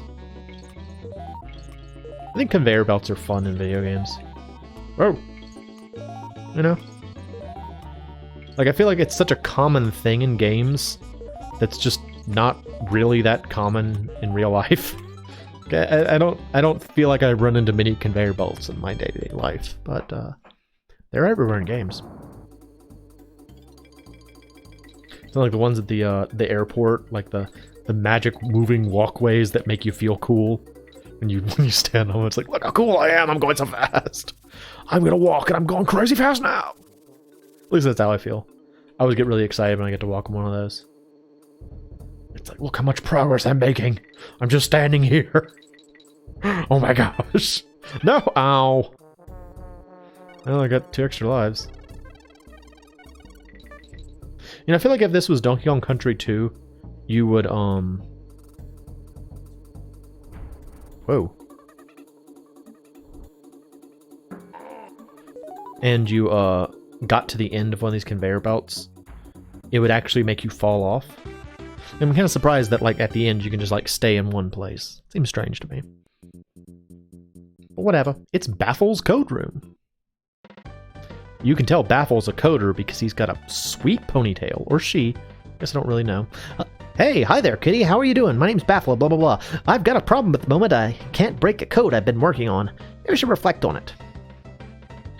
He's also got a pair of hedge clippers on the desk for some reason. Not really sure what that's all about. It's kind of strange. There's nothing with codes, but I guess. So the reflect on it bit means we need to get him a mirror. Or get them a mirror, I guess. I don't really know what gender that bear is. I shouldn't assume, I suppose. Oh yeah, so this is the land of ghost barrels. There are ghost barrels here. That's the entire shtick of this level. It's a pretty cool concept. Again, getting back to that idea that this game presents a lot of interesting concepts. The whole, like, temporary presence, barrel cannons is cool, you know? It's pretty neat. That's a neat idea. You have to, like, wait for it to be the direction you want to go in and stuff. Really cool. Or like these that are just like traps. What a cool idea. What a neat thing, creators of Donkey Kong Country 3. And why did you have to put Kiddy Kong in the game? Like, I'm serious, this honestly might have been my favorite out of the 3, if not for the character design, you know? It has some of the best levels, it has some of the... let's see, I need to get over there. There we go. Has some of the best, like, environment designs. Lots of cool things in this game. But you also have Kiddy Kong. So there's that.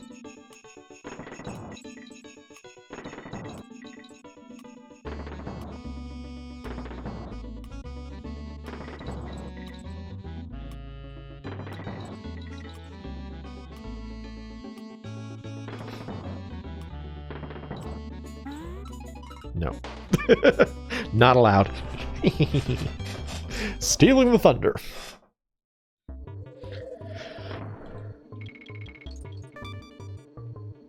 Oop, there we go. Oh gosh, hello. Orc. I don't know why I have this, but I'm going to carry it. There we go. Orc. Whoa. What's up here? Ah, a squitter. We now have a squitter presence.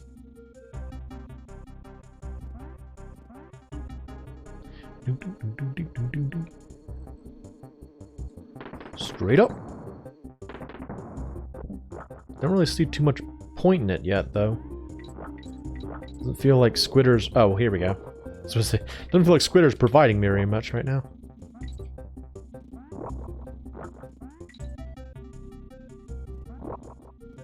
Oh, fudge. Dang it.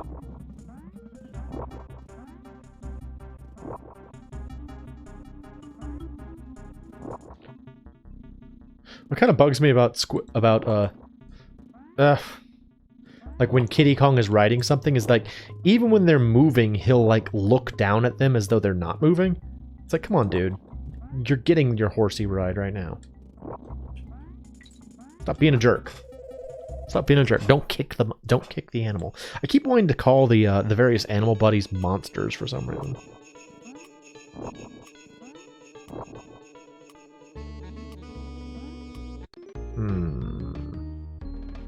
That's what we call not good. Oh!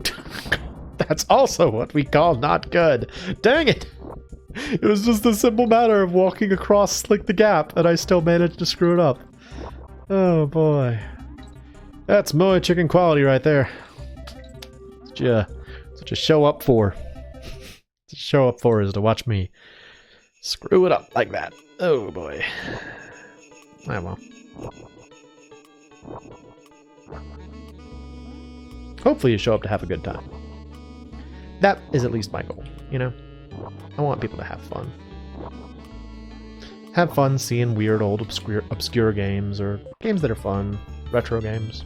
I suppose that's pretty much all I play are retro games, but I like those. I like retro games.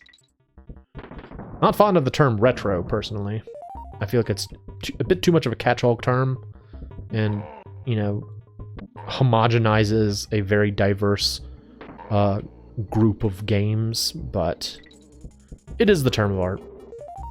In much the same way that Metroidvania is the term of art for things like what I think of as exploration-focused platformers.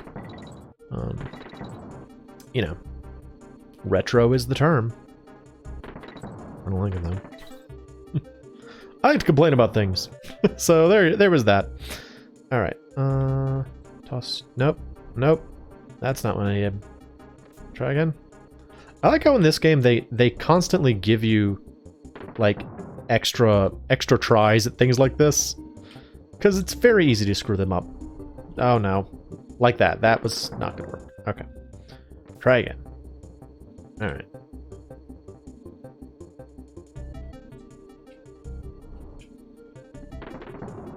Oh, come on, man.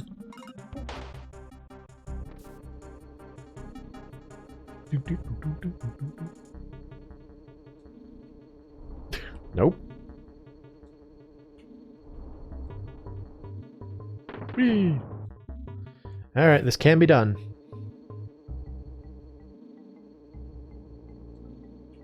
No.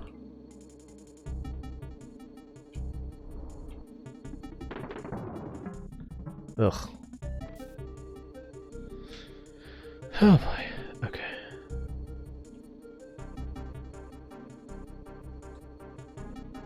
That's not it.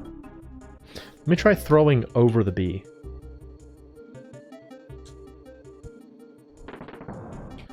There we go. Okay, that must be how you're supposed to do it. Got it. Nope. That's not helpful. That was the one I needed. There we go. So this is a pretty cool level, right? I think it's a neat concept. Oh, right. I bet you there is a... Okay, there's not one.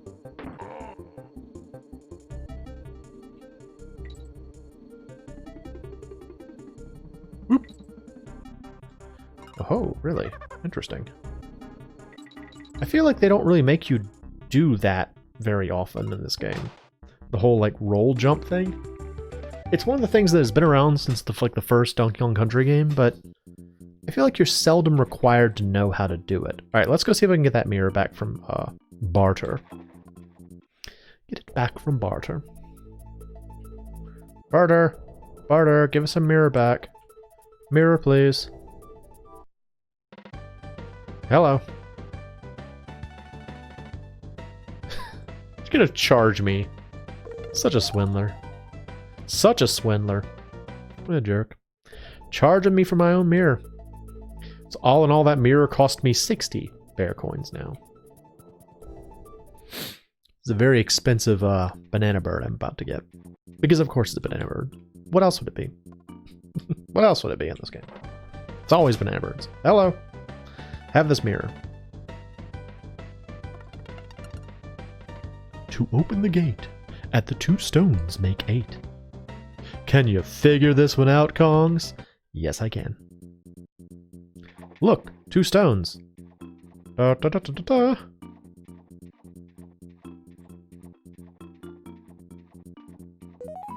I did it. Sewer stockpile.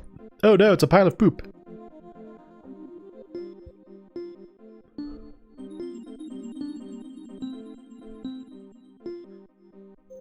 Do, do, do, do, do, do, do.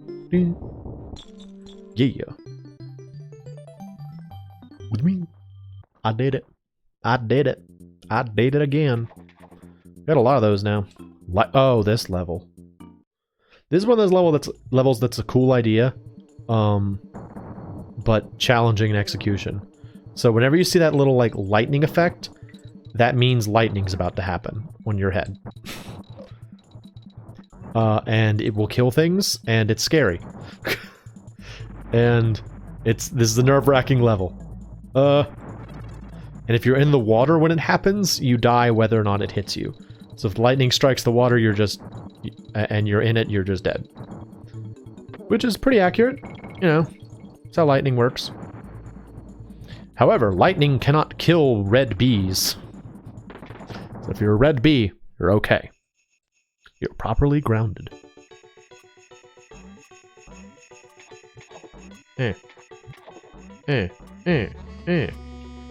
Kill all of the well-lit, not butterflies. Beetles, I guess? I think I was going for ladybugs, but in my mind I just said, butterflies for some reason. Yeah, see. Oh, we got electrocuted. Kill this bird.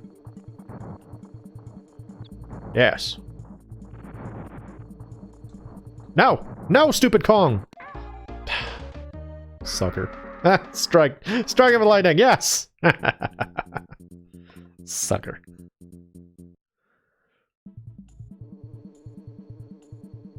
Alright, just gallop along here.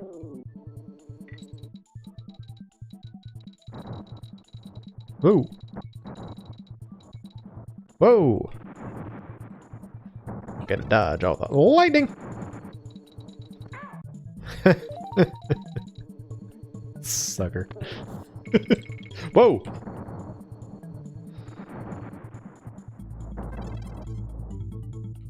Alright, alright. Oh, uh-oh. You might find me not talking too much in this particular level. Just because, yeah, it requires some concentration at times. Steel keg. What's this for? Oh, it's for you. Okay. Whoop. There we go. Alright. Alright.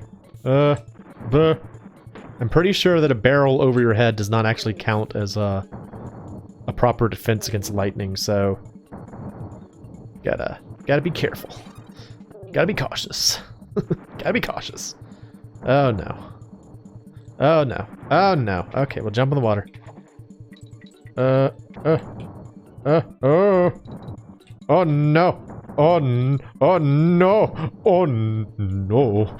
Oh no. Alright, run. Run. Run, stupid Kong, run! Ooh. Ah. E. Ooh. Ah. Ah, electrocuted. Listen to him scream in his electric burning death. Ah, what a loser. It's just become really fun now. It's become super fun to be horribly unfair to Kitty Kong. Oh my goodness. That is not a good way to think. That is the bully's mentality. It's fun to hurt people. It is absolutely not the right way to think. Don't be like me, kids. It's not good.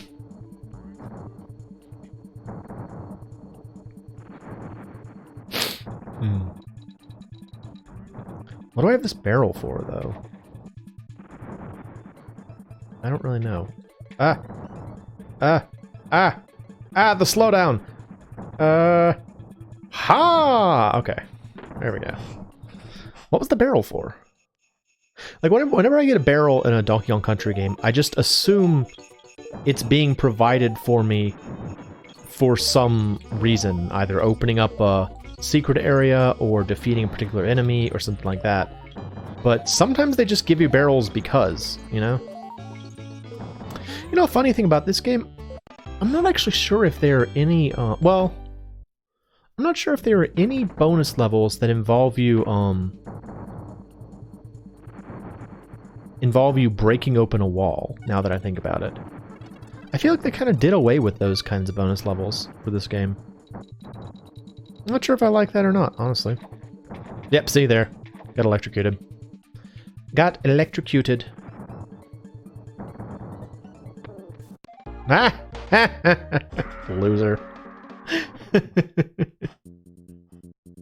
Alright, well, at least we know that we don't have to worry about any bonus levels. We can just get to the end at this point. Got the DK coin, got all the bonus levels. We just need to get to the end. Strike these bees with lightning. Electrocute them. Kill them. Kill them with divine fire!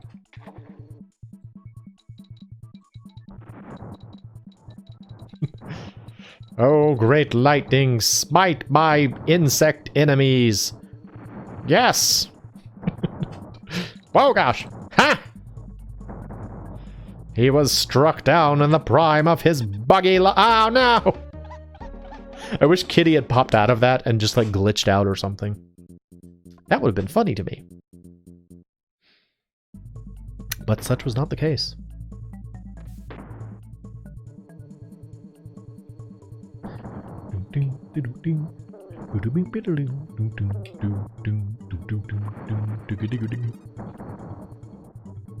I think what's especially difficult about the lightning in this particular stage is that like it sort of predicts your running speed, so to speak.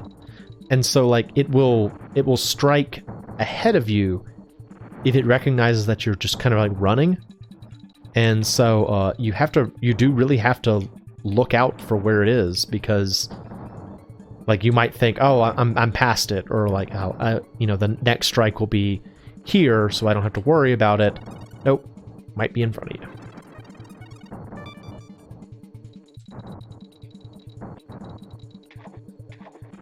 Yep. I was like, oh! I did the thing that I do where I kind of like clench my teeth and I was like, oh no! Oh no! Oh no! Oh no! Oh no!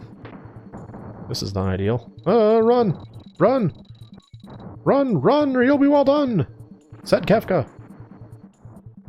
Haha! Yeah! I mean, it's Kiddy Kong, but at least it beat the level. Coin Dozer Clamber. Oh yeah, this is the level where you get to see these guys in the not DK coin oh gosh! Wow. That dude's like, I killed him. And I felt nothing afterward. I felt nothing from it.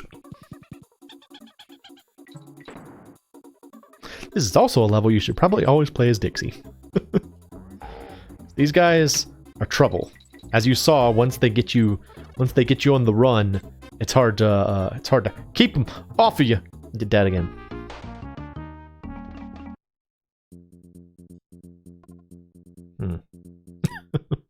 Huh. Okay.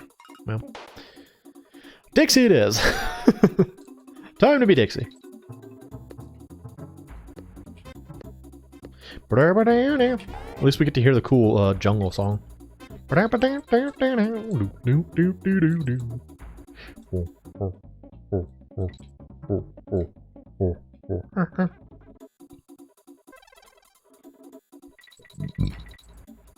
Ooh, I want that.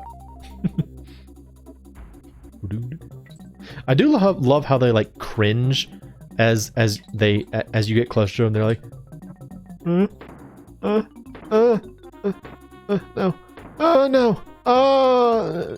no, no, don't hurt me. They have like trash can lids. It's just a funny enemy. Trash can lids and like big old buckets on their head. It's a funny enemy. It's a funny enemy type. I saw you up there, bonus level. Can't get away from me. See you up there. Lurking. Hanging out up there. Doing your thing. Oh, hello. Doing your thing.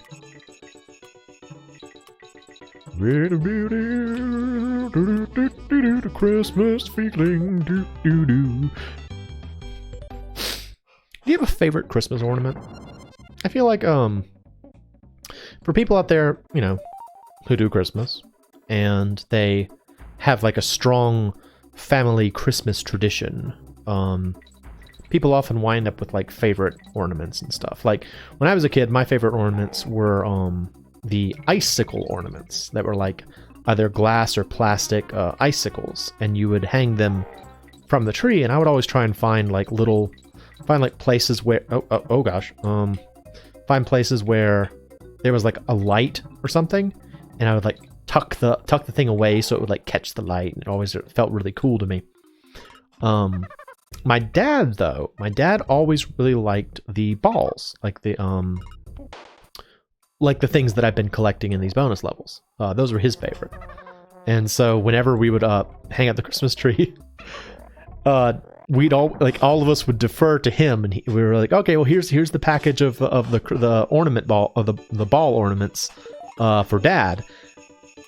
And it makes me wonder in retrospect if Dad actually liked those or if he actually wanted to hang up some different ornaments now and again, because we always foisted it on him. Just sort of funny that. Trying to think of the others that like what were my sisters like? I think my sisters liked the weird ones. Like there were some ornaments that were like stranger or more personalized. Like there were some that were like I think all three of us kids had like a what would you call it? Like a birthday ornament, so to speak. And I think we usually like to hang up our own individual one of those, and like there were some like specialty ornaments that we would hang up. Like my middle sister. So I was the youngest, and the sister of mine who was in the middle of the three of us, she liked to hang out the ones that were like stuffed toys. I think like we had some that were like little plushies. She liked those. Just sort of funny. It's funny how these this level. This is a weird level to be the last level in the game, I think. But the idea here is that my controls are reversed. So I'm holding left right now to move. It's challenging. Especially because anytime you jump out of the water, your controls immediately go back. So I think probably the most dangerous thing they could have done would be to have a lot of sequences involving jumping in and out of the water. They have a few, but not a lot, thankfully. But it seems just kind of weird to have like a swimming level as your like last stage in the game. Like you think back to so what was the last regular stage in Donkey Kong Country 1 was a like mine level with like a lot of suspended stuff. And the last regular stage in Donkey Kong Country 2 was the bramble level with the race against the bird, you know? But in this game, the last regular level is this like swimming section. This seems kind of weird to me. I don't know. Odd decision, but what do I know? Let's see. Is it? Okay, no. So left and right are reversed, but up and down are not. Oh gosh. That's really tough. Oh no. My brain is trying to think about it. You never want that in these kind of situations. You just want it to... You want to try and go with the flow and let your body go on automatic. But not so right now. Oh, it's tough. It's tough. My brain is trying to work it out, and it shouldn't be. It should just go along with it, but it's like, it's trying to like work it out.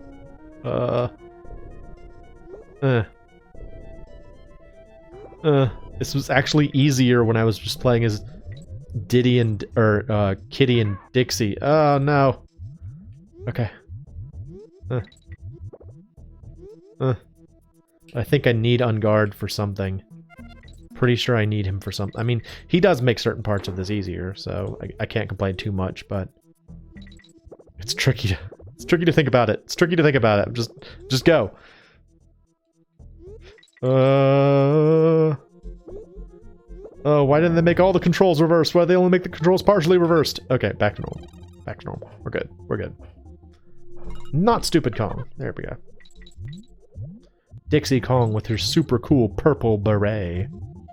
It's not a raspberry beret. It's a purple beret. So here's the thing about the song Raspberry Beret. I think probably what Prince was saying was that the girl's beret was raspberry colored. I always pictured it as an actual raspberry. Just saying. I always thought it was like raspberry shaped. It was a raspberry beret. That's what I always thought when I hear that song. Raspberry beret. This girl's just wearing a big old raspberry on her head. It's funny. It's a funny thing.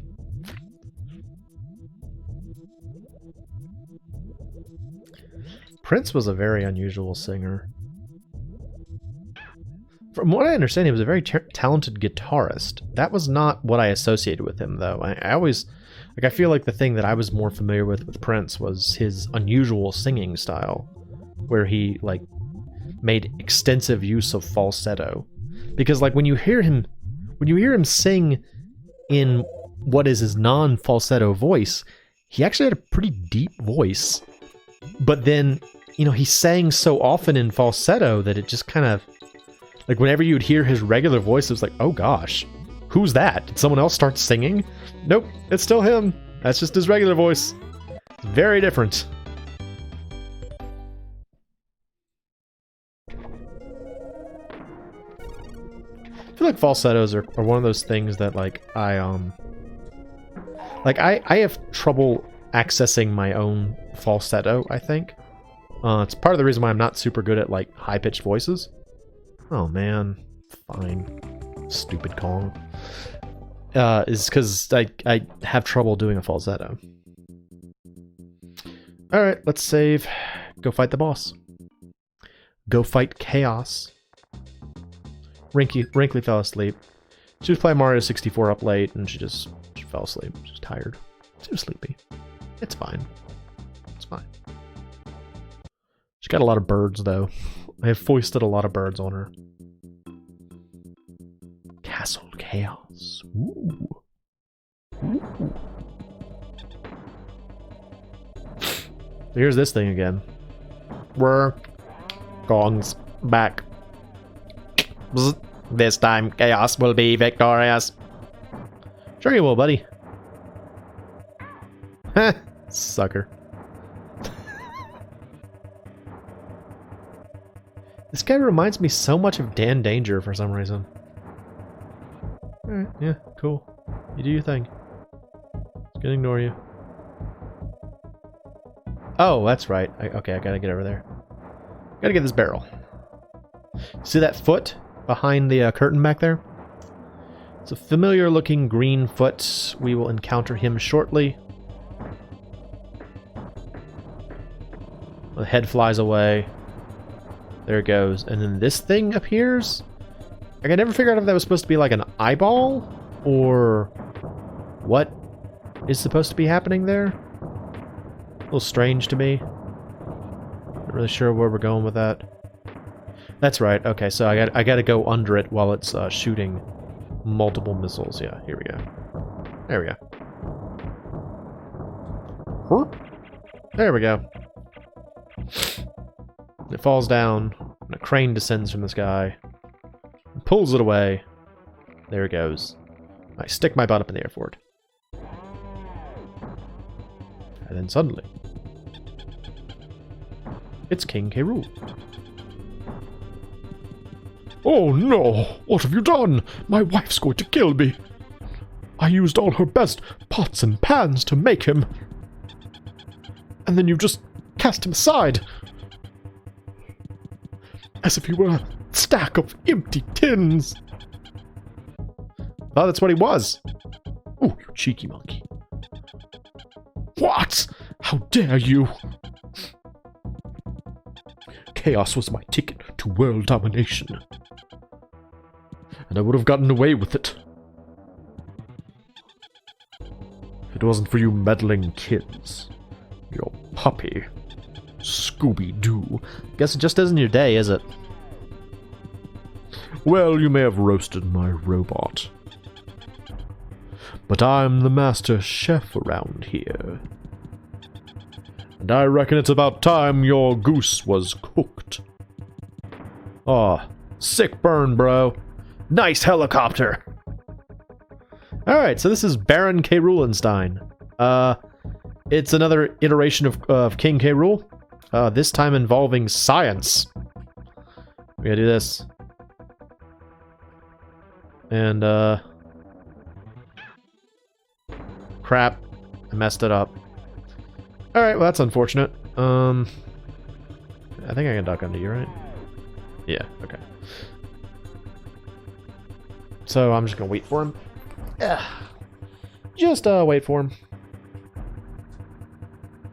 Oh, crap, I did it again. Alright. Herp. Nope. Nope, messed it up. Herp.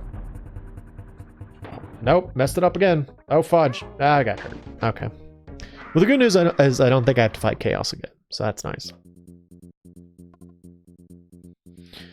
That's nice. Hello again.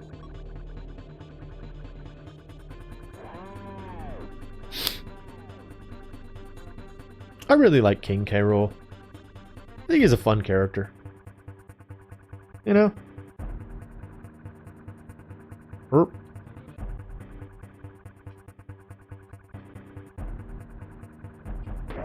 There we go. Does a little flappy dance. Oh! Oh no! Okay, I think I have to do that again, if I remember correctly. Grab this. Now, duck. So there's some parts of this that Kitty is better at. Kitty is always going to be better at hitting K. Rool in the back, just because of his throw arc. But Dixie is going to be really useful for certain parts. Because electricity is about to happen. See? Electricity is happening now. What, did I do it wrong? Oh, that's right, there's a platform on the other side. I was supposed to have wound up at the other side of him. Oopsie. Whoopsie poopsie. Good thing I have extra lives. 28 extra lives, in fact. Do the kitty dance.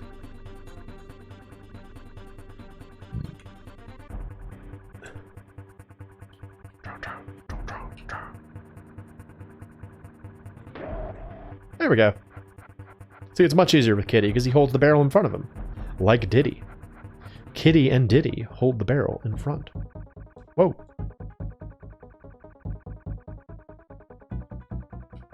Eh. Down. Flappy, flappy, flappy. Flap, flap, flap, flap. Look at his face. He's like, no, no, no, no, no, no, no, no, no, no, no. Alright, so beeps. Yeah, there's a platform here. This is what I was supposed to do. Then you're supposed to go across like a so. Like a so. You summon a barrel on the other side. And you can throw it at him. Then it'll be a good time. Like that. And he gets electrocuted. It's very grisly. Super grisly. But it's okay. He's a bad guy, and this is a cartoon game, so... Ow! That was dumb. I really should have done better about that. I was foolish.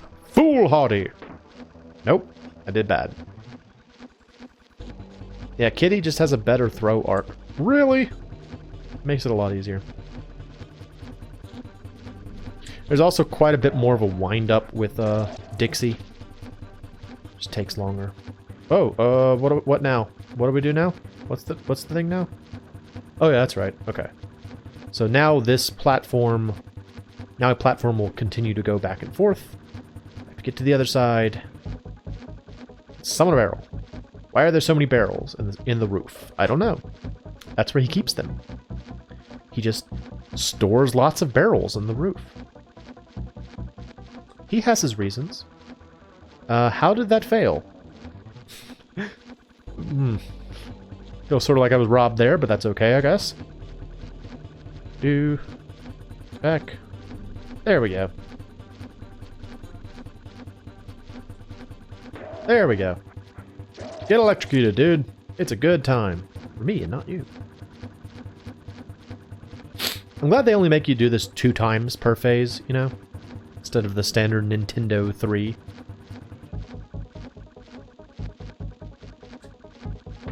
Get electrocuted! Ha ha ha ha ha ha. Now I turned it off.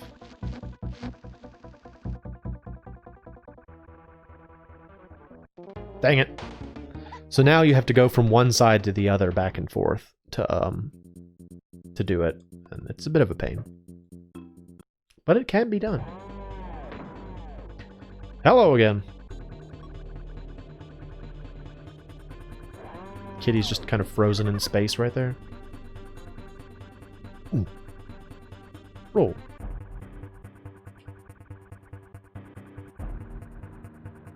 His stupid face. Stupid kitty face. It's so dumb looking. I will admit that's a very funny face. I mean, he's just like, oh, pouty. I'm pouty right now.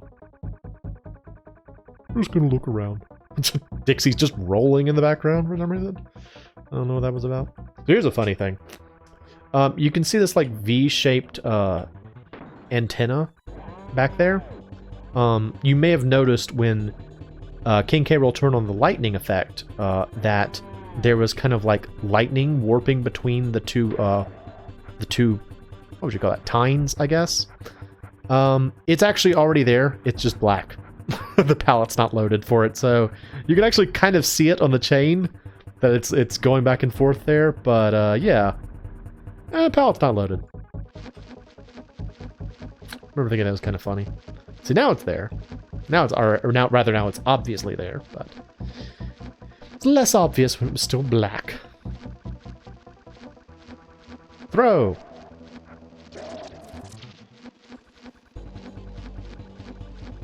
One thing I do like about this battle is that it, like, I'm not doing it so much, but it does encourage you to swap between the two characters a lot, you know? Like there's a lot of benefit to switching between the two because they have different strengths, you know? I like that. I think more boss battles should do that sort of thing. Encourage the use of like if you have characters that have different abilities, make it so that, you know, it's not necessary per se to use both, but it's beneficial to use both. Because that rewards having both, and that's cool. Like I think back to the fight with Captain K. Rool on the Flying Croc in Donkey Kong Country 2. And alright, let's see, what do we do now? So it goes over there. It VoIPs across. Yeah, see, like this is a place where I think Dixie's actually. Oh, that's right. That's right. Okay, so I have to time this now. Oh, and I have to get across again too. Oh, this is challenging. All right, so now I have to pick this up. Hit him. He's like, ah! Like he just like sticks around until he can be electrocuted properly.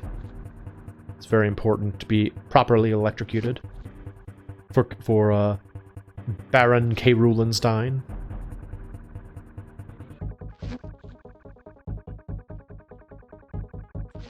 Eh.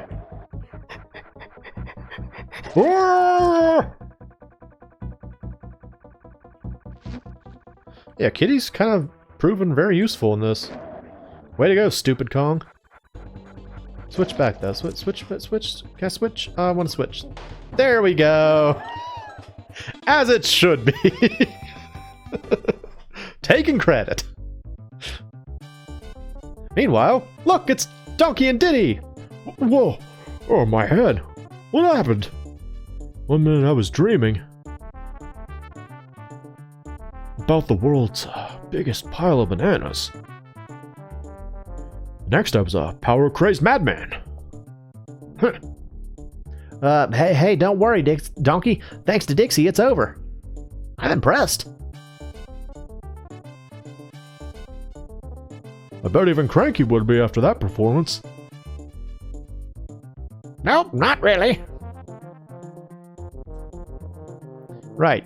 You go this way, Kitty, and I'll go that way. You wouldn't hit a guy with glasses, would you?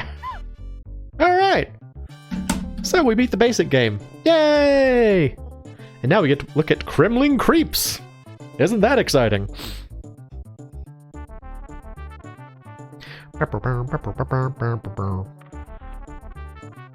It's Cobble. Look at this guy.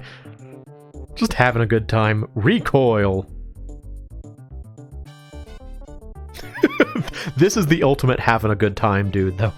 Naka here. Just running along, waving his hands in the air. Clasp. Yes. Oh, you should have been Claptrap. He was cooler. Crimp. Oh, it's Pat My Chest guy. Okay, that's Crumble. What? Those two big guys then. He's like, help! Help! Copter! Help! Oh, poor Skidda. You're just in distress. Just very unhappy. He's like, please help me. I can't stop. It's Bazooka. Bazooka. He's just throwing bombs. Who put all these bombs in here? Jeez. It's Kuchuka. Kuchuka. No. No. No. Just like, coin. These guys. Okay, what are their names? Oh, Cuff and Clout. Terra Firma Tough Guys. First Terra Firma Tough Guy. This rat. It's a rat named Sneak. Terra Firma. Oh no, it's a terrifying beetle. Knick-knack. Knick-knack. Look at this guy. Let him roll. Bristles. Boing, boing. Until I realized the joke about Iraq and Nid, I remember thinking that was the strangest name. Nid. I was like, why is this thing called Nid? It's a lemguin. Just get out of here. Get out of here. Minky. It's a Minky. Flying fiends.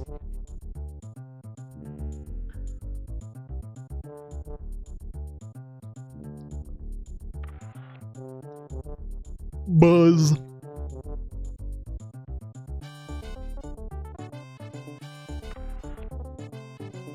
Swoopy.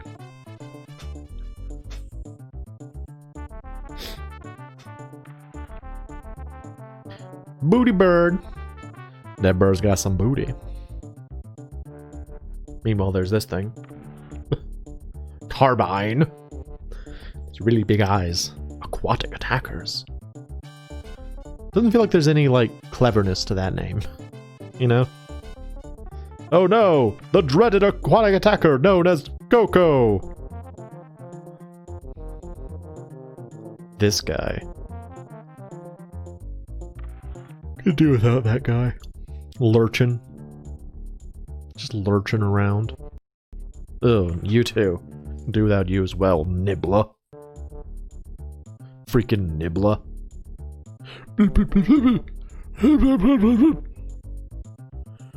Bounty bass. It's a bounteous bass. It's Baza. I like these guys. Baza. I like their name. Baza. Baza, baza, baza, baza, baza.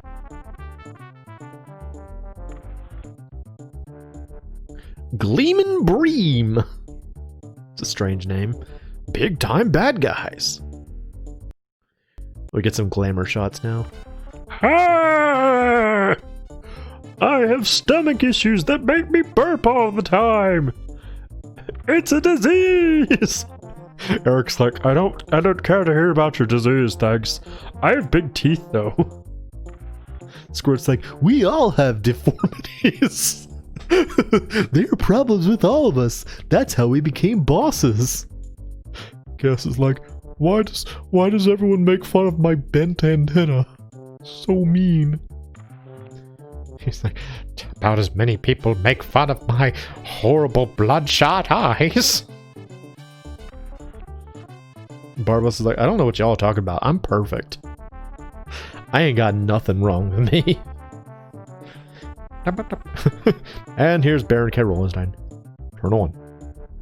Okay. Didn't work. Turn on. Turn on. No. Okay. Turn on! I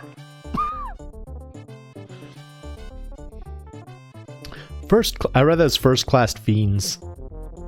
Thought this was going to be the greater demons of the group. Oh, it's Ellie. It is the greater demons. Hello, Ellie. I just don't like your design very much, that's all.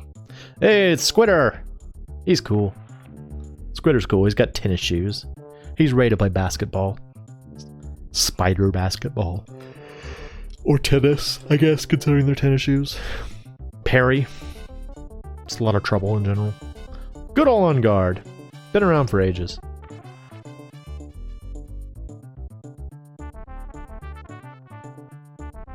It's Squawks and his less well-known purple brother Squinks, or whatever. I don't know, I don't think the purple one ever has a name. Brothers Bear. Oh. Look at Bizarre. He's like, oh, I didn't expect you to take my photograph today. Oh, Brash! Oh, so strong! Blunder's like, I don't know about books. Blue's like, I'm gonna eat this harmonica. At least it's my friend. Lizard's like, I'm preparing to climb this mountain. I may not return.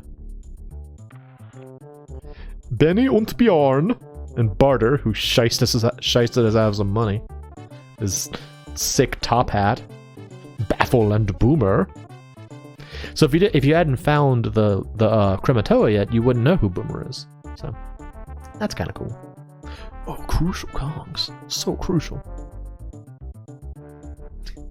I feel like this fits. You know, he's like in a warehouse. And he's tossing a hammer around. Just a cool, funky dude. I always wanted for it to be as soon as the picture gets taken, he'd fall through that thing. I think that would be really funny. But it does not happen. Meanwhile, she's doing her exercise in the mill.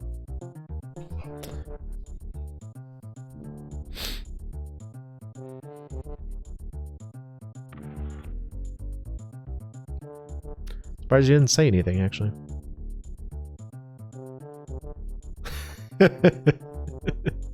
I never noticed before that Dixie popped her bubble as soon as that happened.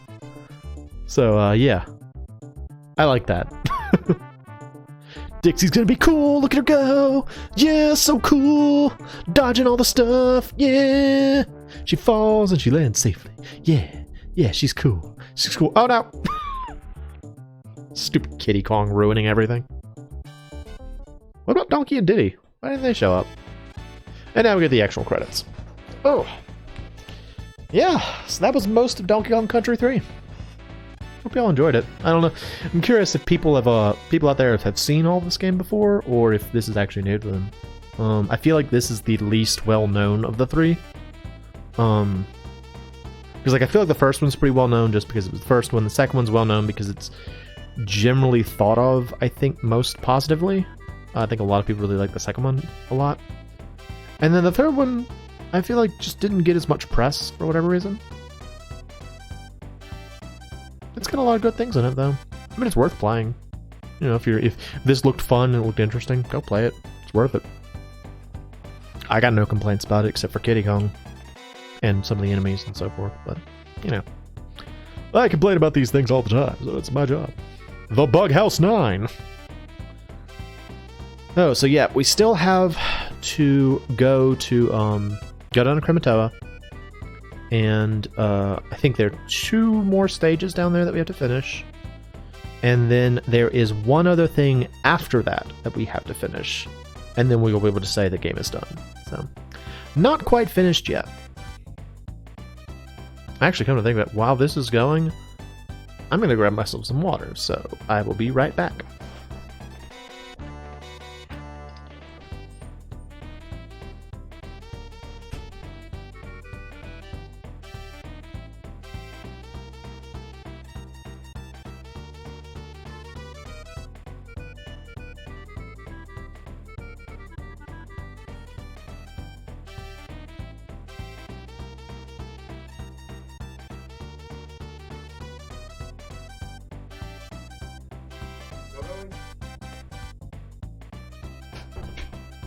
Yeah, it's still going. I think it's about to finish though. Oh, there we go.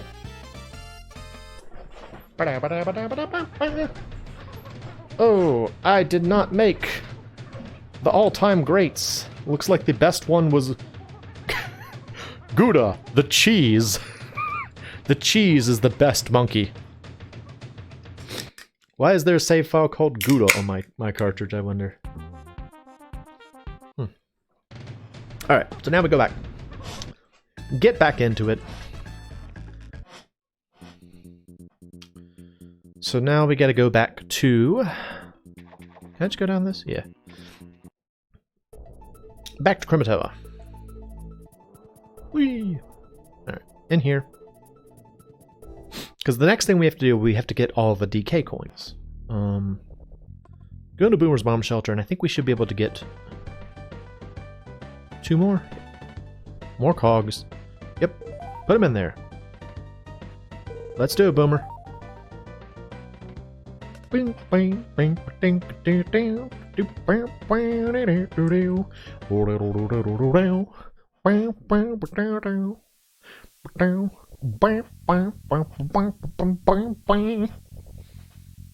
like how there's like a big open space in the upper left, but they just didn't put like anything. Like the game designers were just like, we'll just leave this space randomly empty for no reason. Now we're going to Swoopy Salvo. Swoopy Salvo.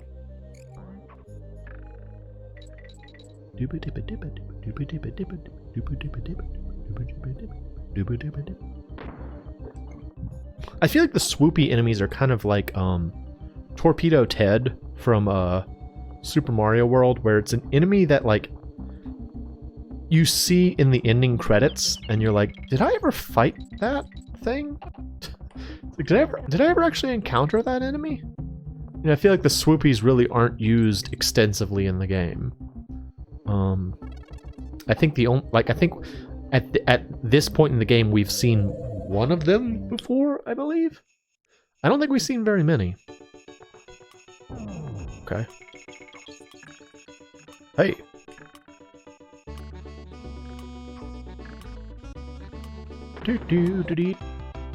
Ugh, you and your eyebrows. Could do without your eyebrows, sir. I mean, it is cool that he's got personality. You know, having personality is better than not having personality. Don't get me wrong. But I just don't really want him in my life.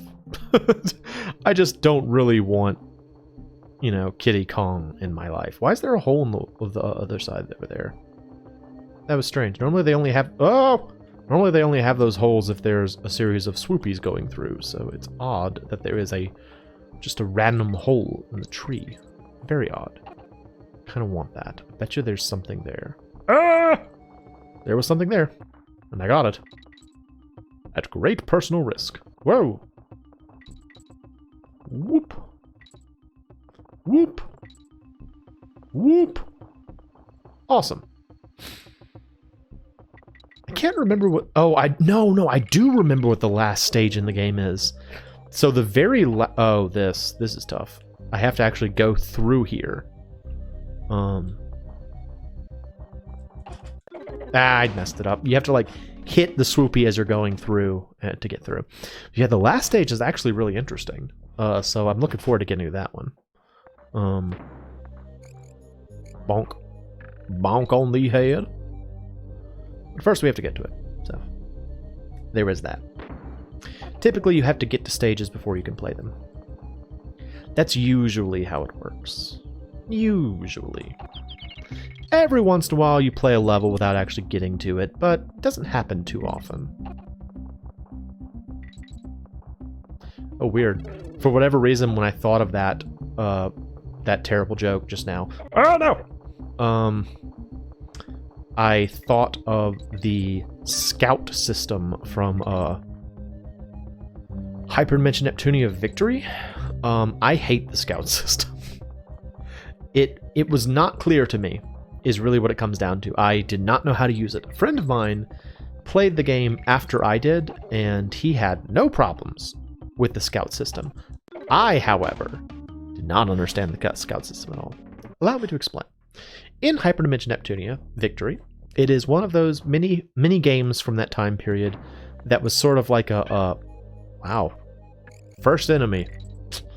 I've clearly checked out at this point.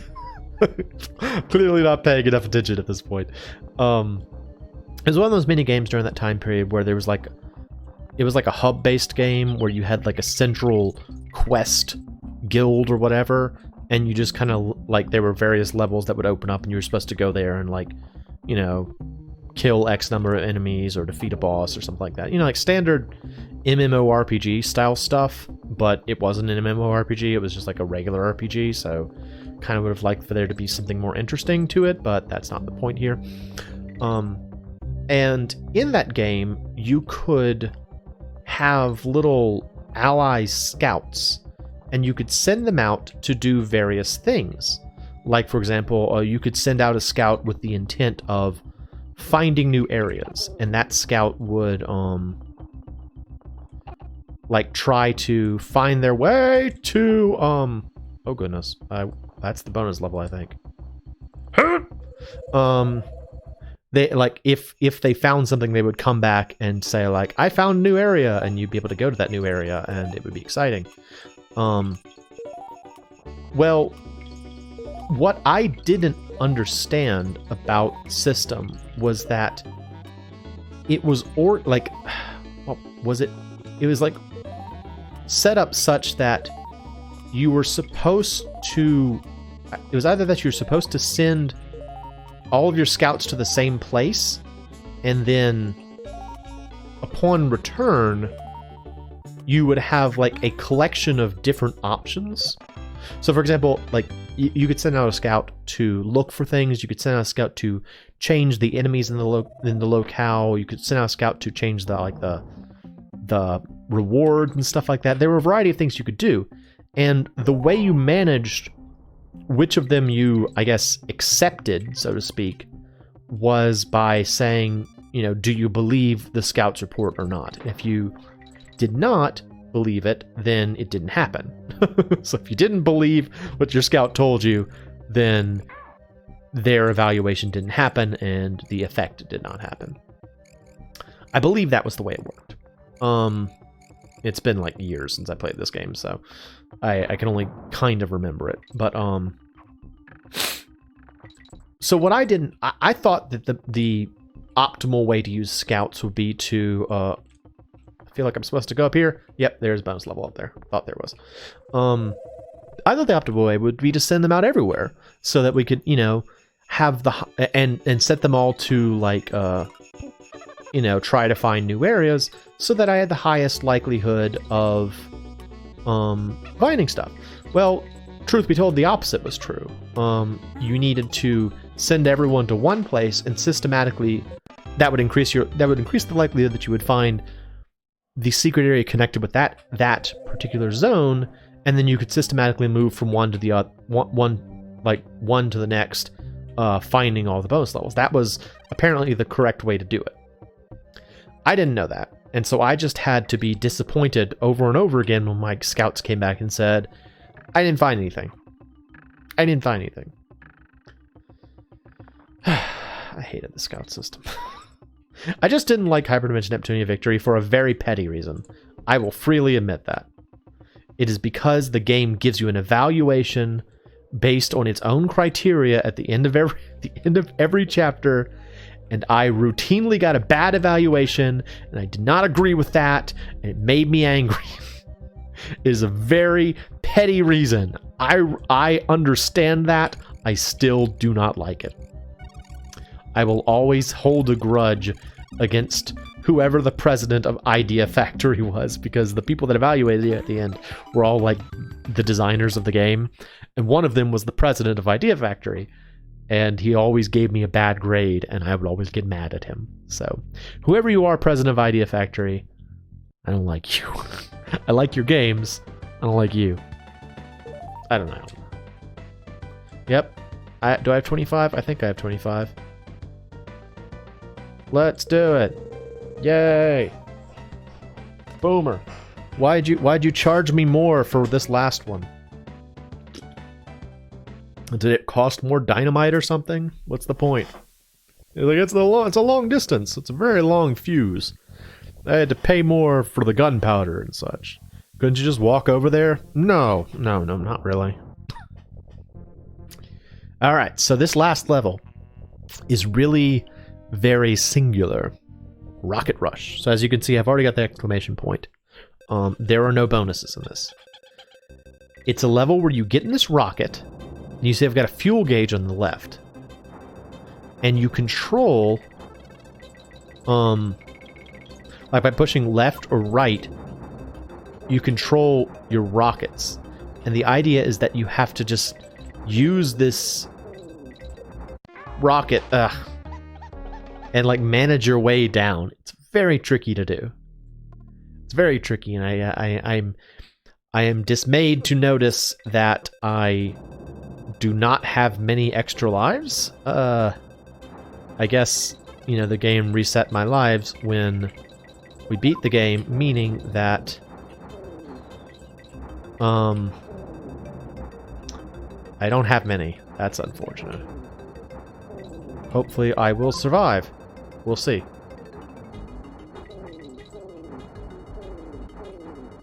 So, come on. Alright. Stop. What are you... Okay, halfway point, that's good. So now we get lots of fuel. Then we go all the way up. Now it reverses to a upward scrolling section. So what's challenging about this is that when you push left, you go right, and vice versa. So it's very much not what you expect. Oh, that's gonna do it. I don't think you can hit a single thing. So I think I may have screwed myself over right there. That's unfortunate. That's unfortunate. Oh no. Oh no, go. Go. Oh no, up. There we go. Oh, why'd we have to zoom in on you? Gah. Gah. I don't care to see that. I don't care to see Kiddy Kong. I never care to see Kiddy Kong.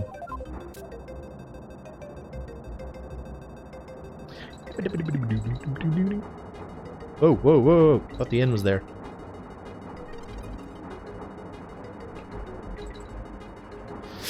I did it again. I did it again. It fakes me out every time. I mean, it is sort of a situation where you just sort of need to memorize it. Really?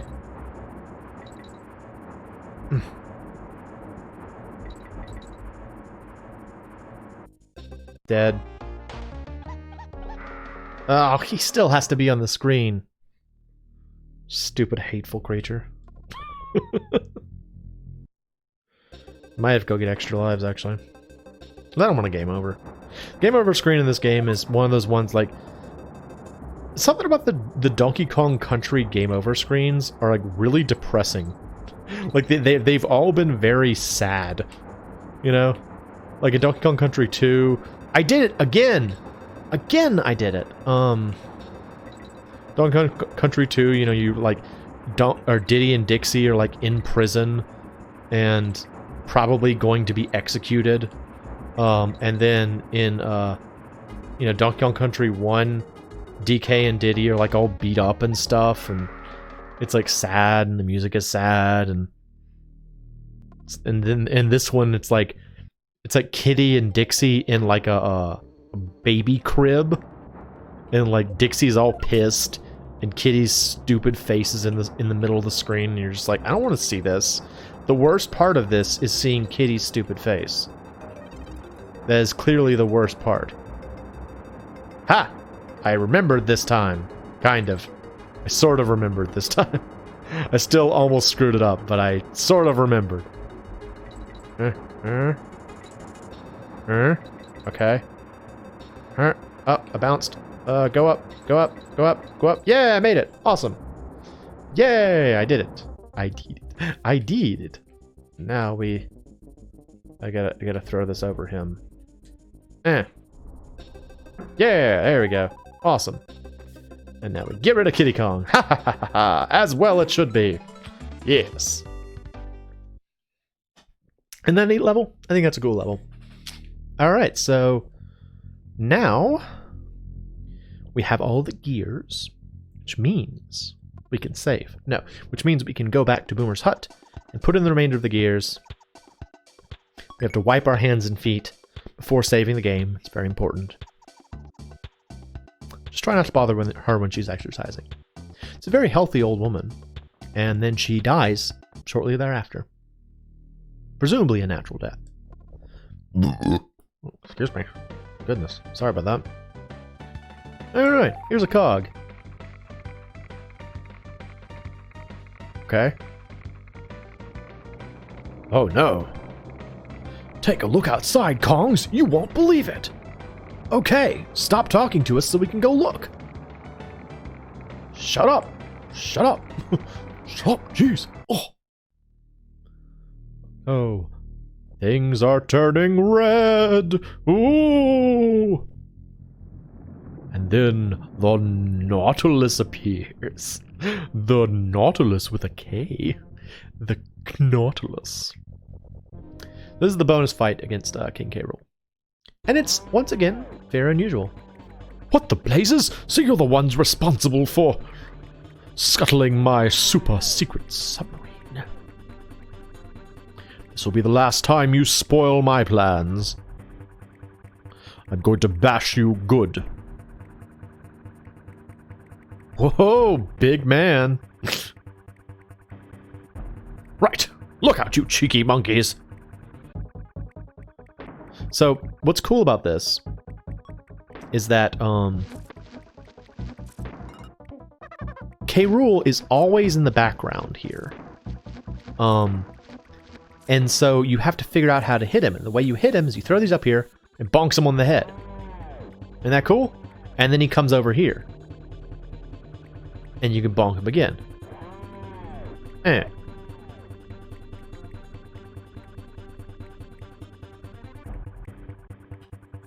Like so.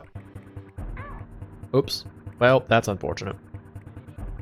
Now everything's going to be much more difficult for me. But lightning happens. Truth be told, when it comes to fighting King K. Rool, Kitty's just better, really. His throw arc is more appropriate. It just landed straight on his head. Donk.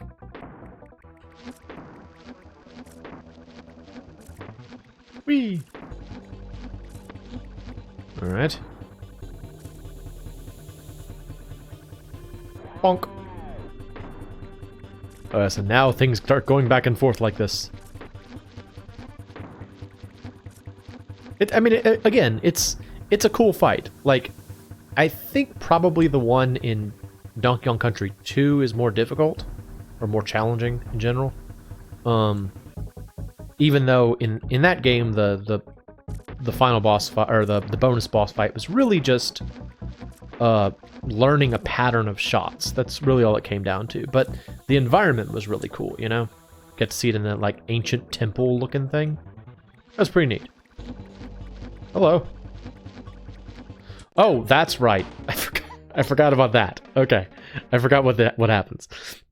So what happens there is he summons like electricity to go across the bottom, and you have to use the metal barrels to trap the electricity. It's, again, pretty neat, you know? A lot of cool ideas going on here.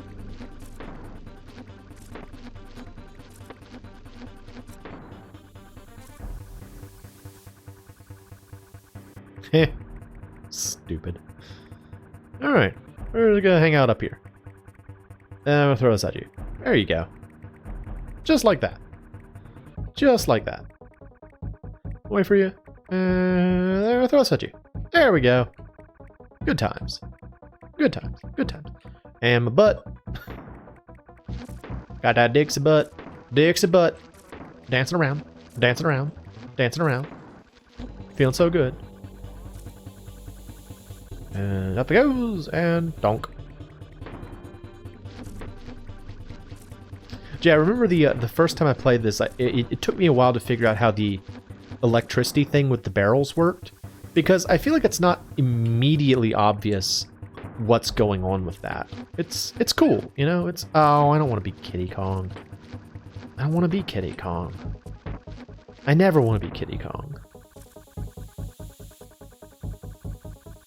Donk. Bonk on the head. It comes over. Lightning happens. Oh, did it wrong. That, did you see it? It grabs onto the thing. How many lives do I have left? 2. Okay, well, there you go. Getting down to the wire here a little bit. I kind of like that everything that King K. Rool makes is apparently, like, remote controlled. That's classy. That's classy. You know? Having everything controlled by remote, that's classy. That's a cool way to be. He's a cool dude. Oh, okay. Just kind of an accident, really.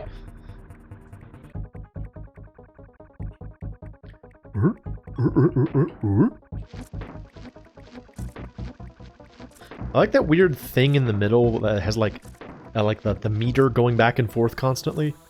It adds a nice effect, you know? Makes things look intense. There's a meter going back and forth. It's like things are off the charts. Look at them go. Look how off the charts they are. So cool. Alright, I'll take this. Take this barrel. Take this steel keg. Presumably not filled with beer. Unless it's like banana beer or something. Could see that being the case.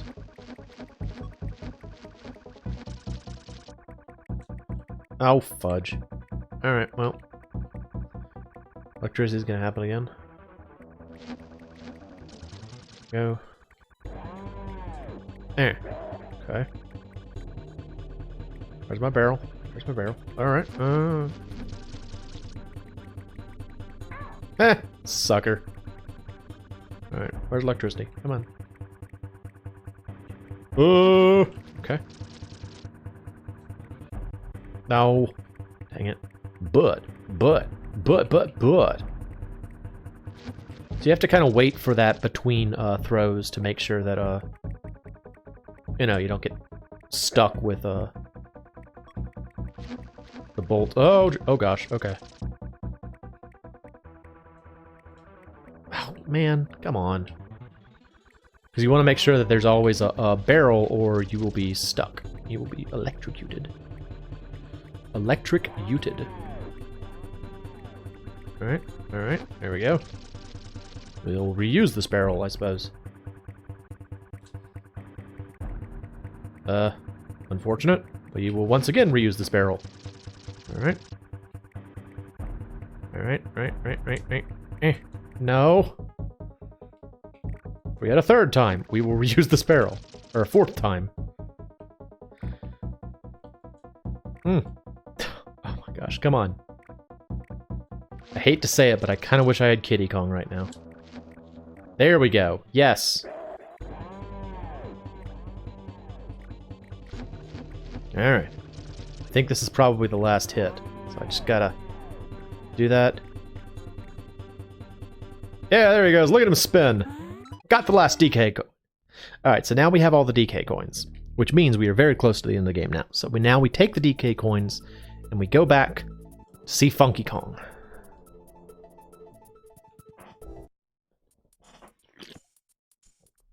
Unbelievable type of a situation. You found all the DK coins.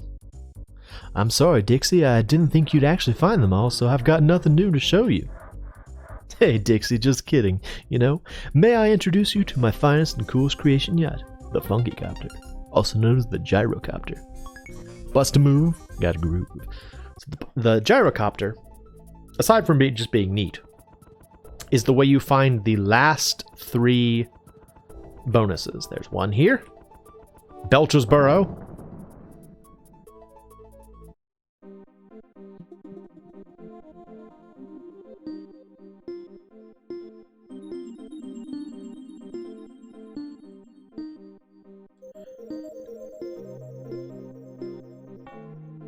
Dang it. Before we do that, I will show you what we're trying to do. So this allows you to go wherever you want in the stage, or in the world, which means you can also go over here. This questionable area that's always been available, but you didn't know it was there for. It's because the mama bird's here. Oh, thank goodness, at last someone has found me. That rotten yellowbelly K-Rool imprisoned me. Behind this evil barrier, which he sealed with a dark and powerful magic spell. Then he commanded a bunch of his wicked crimlings to hide the only ones that could split the crystal key. My poor children, only all of them together have the power to break the spell. Please, Dixie, find all of my children and bring them back to me as soon as you can. In return, I promise to rid this land of K-Rool forever, so please keep your eyes peeled and return as soon as you can. Once I get out of here, I'm going to give that banana brain K-Rool a major headache. So that's why we're actually looking for the minute birds. So let's go back to Belcher's Burrow. Another nice thing about having this is that it allows you to, like, if you fly over any of the hidden ones, you can see them. So if there are any that you missed in the world map, it's easy to find them.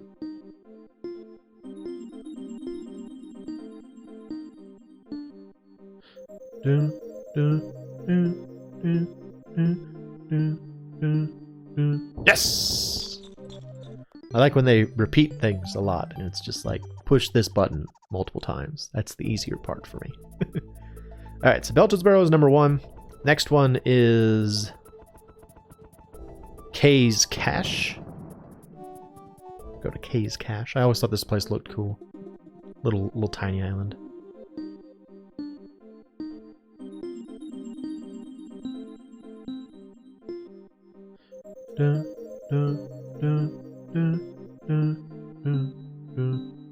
Oh, it was B, wasn't it? Oh. Oh, no. Land again. Just do it right. Ugh. I'm so bad at these. Alright, here we go.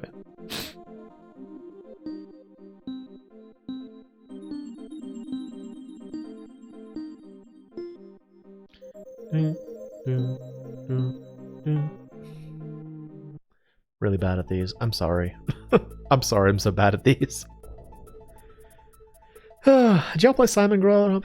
I never had an actual Simon machine.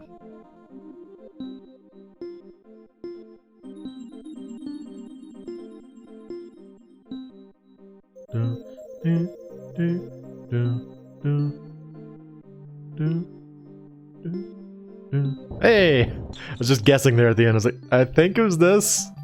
Maybe. I think it might have been this. Maybe it was this.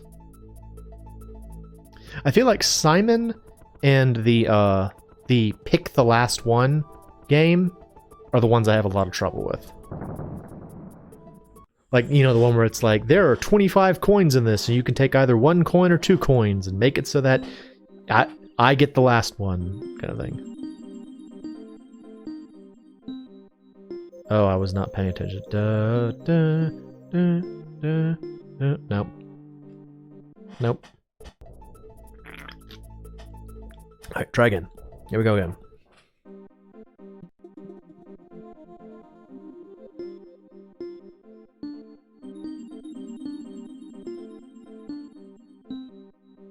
Oh gosh. Nope. Nope. No good. Try again.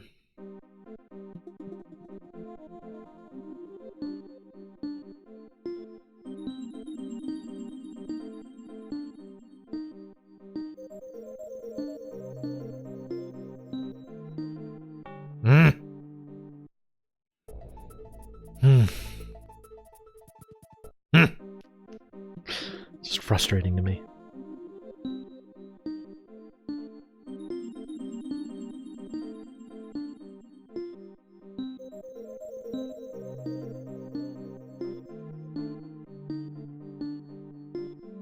Whew. All right. Frustration's over, everyone. Frustration's over. We did it. I did it. You don't have to suffer anymore. So now we have all of them. We have all the banana birds. So now we go back to Wrinkly's save cave. Note, Kitty is not with us. Kitty is not important. My word, it seems very excited. It looks as if they want to take you for a ride. Go on, Dixie. Don't worry about your boat. I'll get Cranky to fetch it for you. Okay. Let's go.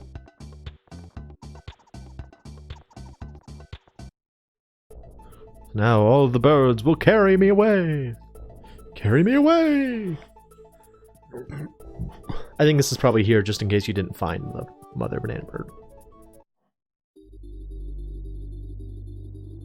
You did it, you did it, you found all of my children. At last, I can be freed from K. Rool's spell. Ready, children, sing along with me. Why did I capitalize that with a C? Don't really know.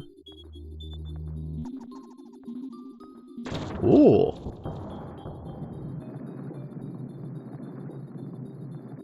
Oh, I'm so happy that we're all a family again, and it's all thanks to you, Dixie. Not Kitty, though. Now, as I promised, it's time to fulfill my half of the bargain and teach K. Rool a lesson he'll never forget. Yeah, do it.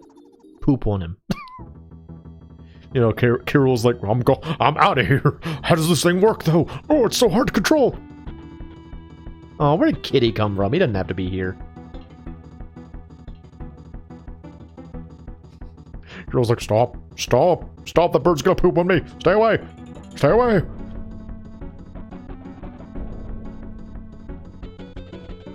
Stop it. Stop it. Look how cool this looks. Boom.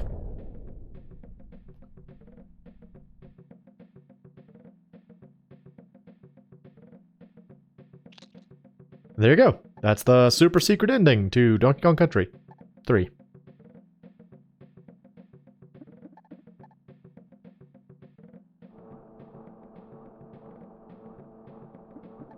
Yep. And there's Cranky Kong water skiing. And that's it for Donkey Kong Country 3. Y'all enjoy it? Hey, number one, I beat out Gouda. All right, top banana. Very good. Well, and that is going to be it for Donkey Kong Country 3. I hope y'all enjoyed it. You know, it was fun for me to play it again. It was a fun little two stream series. And yeah, I don't know. I'm glad to play it. Again, I feel like this game has a lot of positive things going for it, but I feel like it gets overlooked. Maybe that's just me. I don't know. From the people I know, it gets overlooked, so. All right, well, that'll be it for this stream. As always, I am the MoeChicken. This has been Donkey Kong Country 3, and thanks for stopping by.